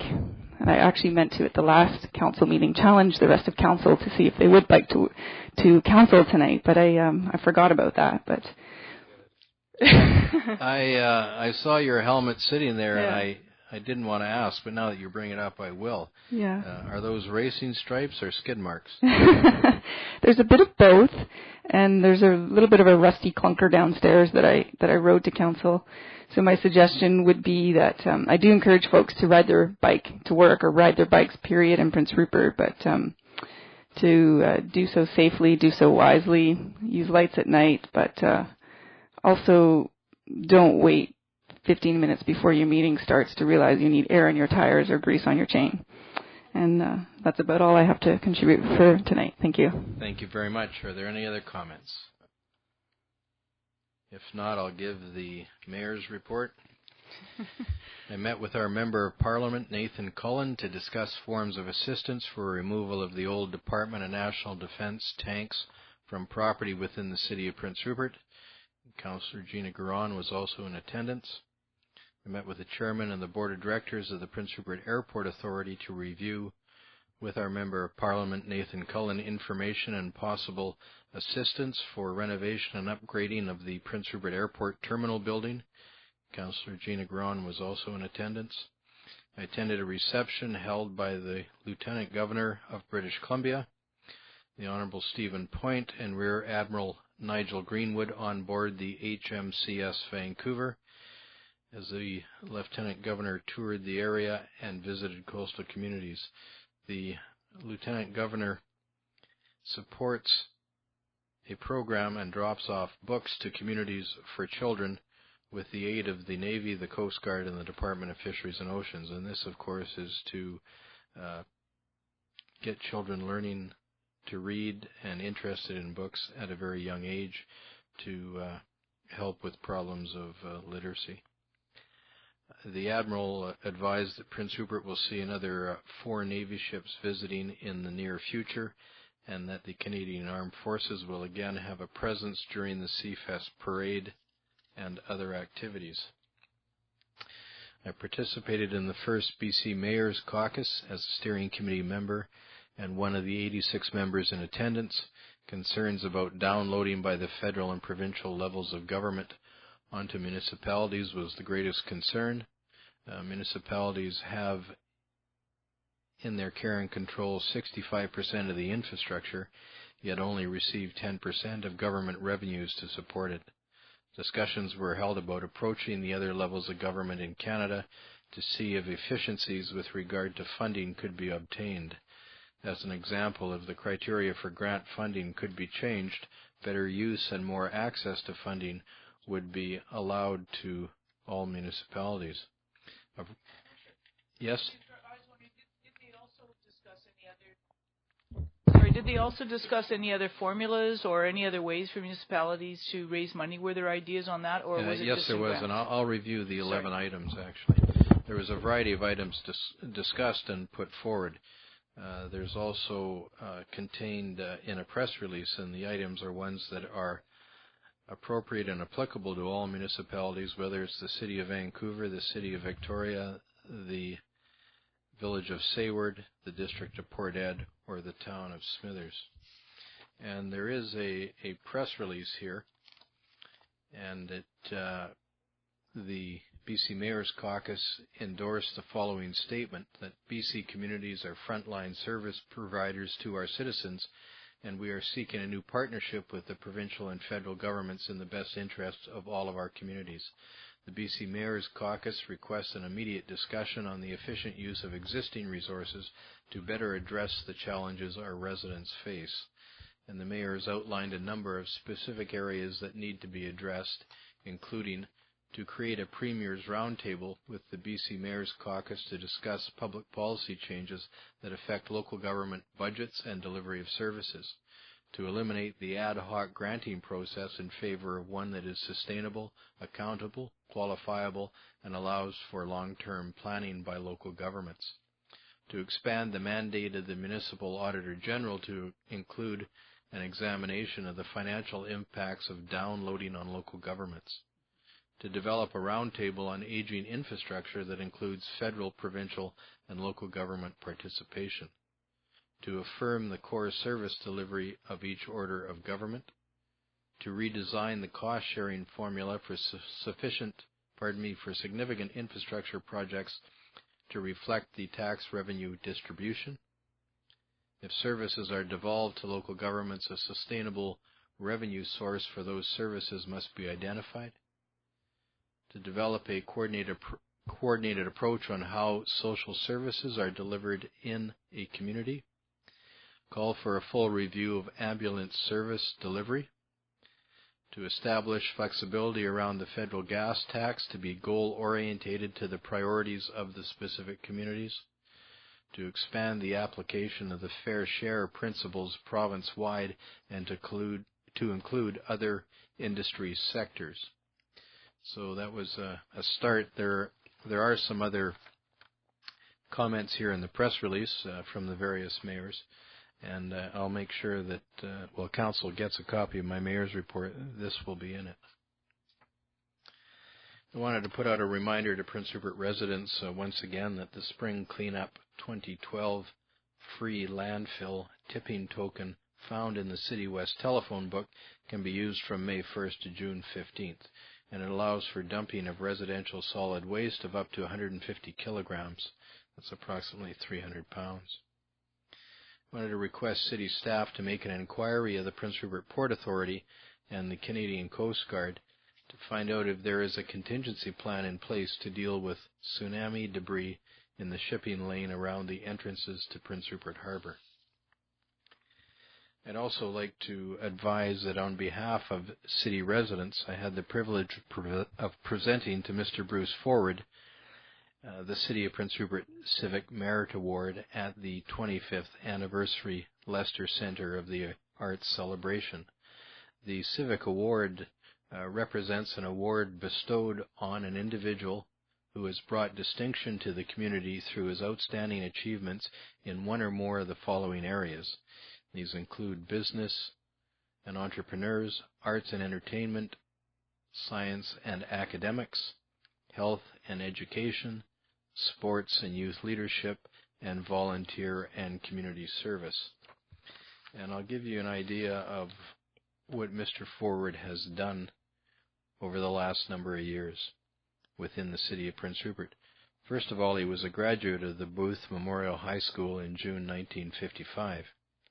He's been a member of the Prince Rupert Rotary Choir September 1955, June 1956, and 1965 to 2012. He's been a member of the Prince Rupert Rotary Club from 1969 to 2012.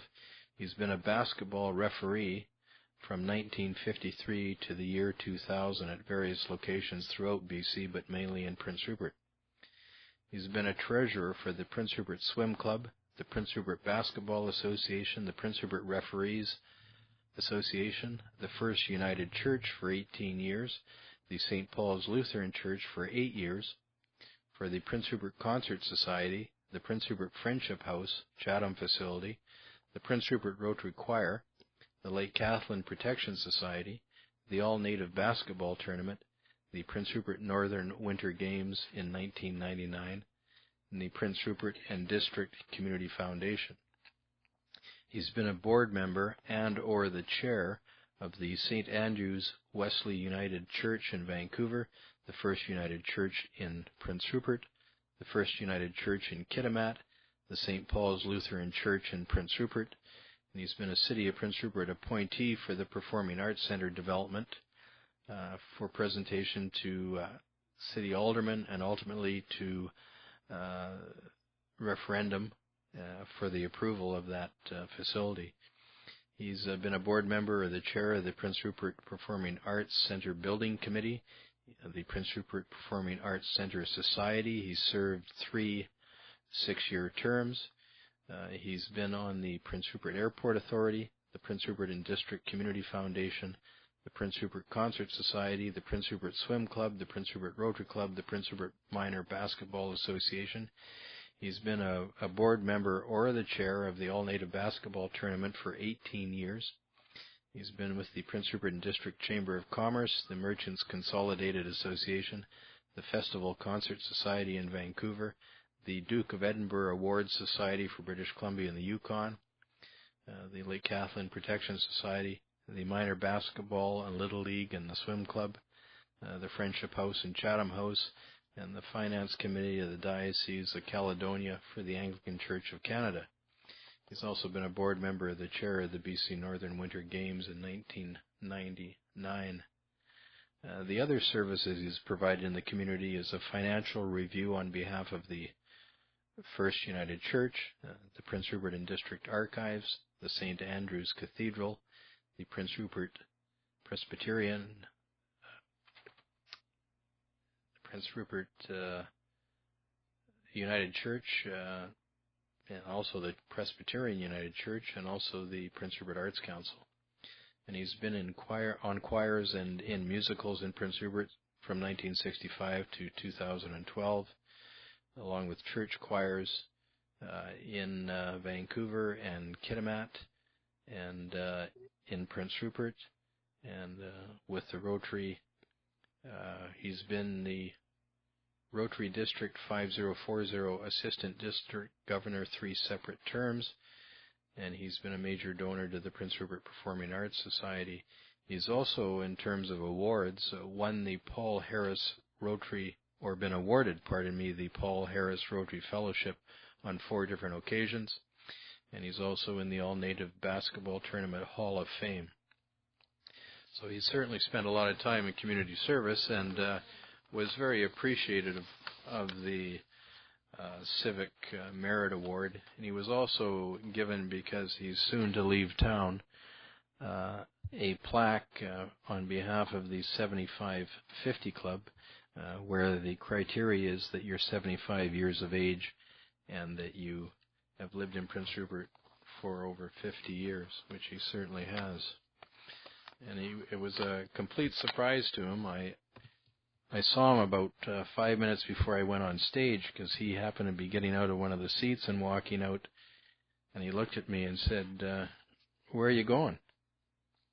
I said, "I thought I'd get some air," because I didn't want to give it away. And it was a real surprise. And it was also pointed out that with all of Bruce's efforts in the community, that it was with the support of Mrs. Forward, and Mrs. Forward was also given a bouquet of flowers. I have a couple of other items here which are community related, and I see a lot of correspondence here in the city of Prince Rupert, but I thought these in particular would be of interest. And the first one is entitled "The Visit to Prince Rupert, May 2012. And it's from the people that were on the cruise ship. It says, "Dear Mayor Musalem, we would like to thank the people of your community for the wonderful welcome we received on arrival at the port. From our balcony on the ship, it was very touching to see small children from the school there to greet us. They were certainly dressed to protect them from the cold, but the sight of them waving flags and singing your national song was very moving indeed. Could you please convey our thoughts to those children and their teachers? We have traveled to many ports of the world over many years, and our visit to Prince Rupert was a very special place in our memory due to the magnificent effort by all those involved to provide us all with such a colorful and warm welcome. Congratulations and our best wishes in the future. And it comes from people in Australia. This next one is a letter which it reads, Dear Mayor Jack, it was a pleasure for the second time in 2 years to visit your city.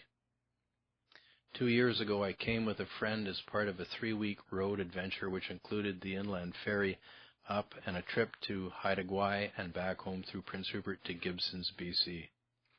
I was very pleasantly surprised by what I saw and how I felt about our welcome the first time. The thought to return has been on my mind since. However, this short visit, arriving on the Zaandam on May 5th, was a delightful surprise, and I felt it important to tell you how I and many others felt as we sailed into the port of Prince Rupert. For me to finally be in BC waters, home after traveling for 2 months, was wonderful. As we sailed closer, the bright balloons blowing in the breeze welcomed us. Then, as we tied up, a group of small children came down to the dock to wave and smile and just say hello. As a retired teacher, I know that there are teachable moments we must grab. I think the children will remember for a long time that huge ship moving towards them with happy faces waving back at them. Further, the visitors to our province will remember the welcome to BC. Not all teachers would have taken the time to do this. Please thank the teacher and class for me. Next, we saw high school students standing and waiting, ready to greet us, offer maps, suggestions, and directions. They were well organized, delightful to talk to, and great ambassadors. I know that high school at this time of year is hectic. The teachers and administrators who allowed them to miss class have my thanks. How special as well to be greeted by you and 2 RCMP officers. There was even a volunteer picture taker standing. My aunt and I stood for a photo op. I'll send that picture. Thank you for taking time from your busy day to say hello in the cold breeze. You have a super team of volunteers, including the Red Hat ladies who came out to greet us. I particularly enjoyed talking with Joyce, a woman who came to Prince Rupert as a war bride and was recently widowed by her husband of 66 years. She said he worked at the harbor for 46 years. I will send you a picture of her. Although she was dealing with a lot of her own stuff, she was there to meet and greet and share stories. I will not forget her. I also had an opportunity to speak with a very knowledgeable man in the coast orientation tent, where an ocean sandbox was set up for visitors to view and touch some of the coastal animals. People were delighted. It was also great to see some crafters' tents. I hope they did well that day. The hop on and off free shuttle was a super big hit. Wow, Vancouver should take lessons. People don't forget. I didn't get a chance to ride, but next time. The shopkeepers and restaurant people were also very welcoming. Yes, I know that this is a good PR. And she's actually got the letters in capital letters, PR. It says just a pun. And I also know that the city needs the business, but it felt good and honest.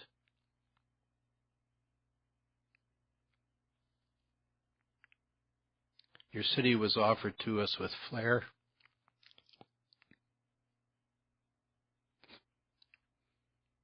Your city was offered to us with flair, care, and good taste, and super organization. You showed how a town can pull together to make things happen. It was such a pleasure to spend time with the townspeople and walk around through Cow Bay. By the way, before we arrived, many of the Australians asked me about Cow Bay, as they wanted to go to Cappuccino's. Congratulations on a job well done, and best wishes for lots of business to come your way. Any way you want it, I will certainly be tooting your horn. Thanks again. And it's from Judy Charles, who lives in Gibsons. It's a very good letter of how the community effort really impressed people, and to the extent that they enjoyed themselves. And of course, we've got 3 cruise ships coming in July. So I hope everybody's there to try and do it again. If there's nothing further, I'll ask for an adjournment. Council Ashley.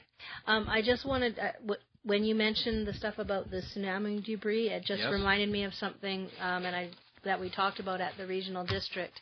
I don't want to get into, we had a fairly lengthy discussion, which I don't want to get into right now, but for people that don't know about the size of the debris field, it's the size of BC or bigger. And we were talking about what plans, if any, there were to deal with the debris field as it's starting to wash up on shore. And the reason I wanted to bring that up is we did actually make a resolution to ask the Premier to come and meet not only with the regional district but also with the Coastal Communities Network and the communities, obviously, that are part of the regional district. And I was wondering if we might want to send a letter as well asking for the Premier to come just as an added thing. And the idea being to talk about what kind of plans there are to deal with the debris field as opposed to just waiting for it to wash up on shore, and just being more proactive rather than reactive, because it's starting to happen now. Certainly. So I'd like to make a motion that we ask the Premier to come and meet with us. Okay, is there a seconder? Seconded by Councillor Kinney. Is there any discussion? Any questions? No. Question's been called. Those in favor? Thank you. That motion passes. That's a good motion. Thanks. Yes, Councillor Rice, please go ahead.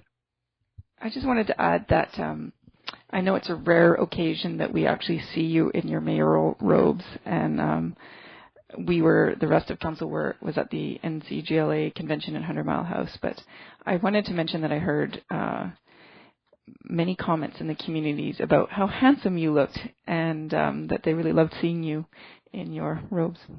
Thanks. Thank you. You may see it again in July. Okay, great. If there's nothing further, I'll ask for a motion to adjourn. Moved by Councillor Ashley, seconded by Councillor Thorkelson. Any discussion? Question's been called. Those in favor? Thank you. That motion's passed. This meeting stands adjourned.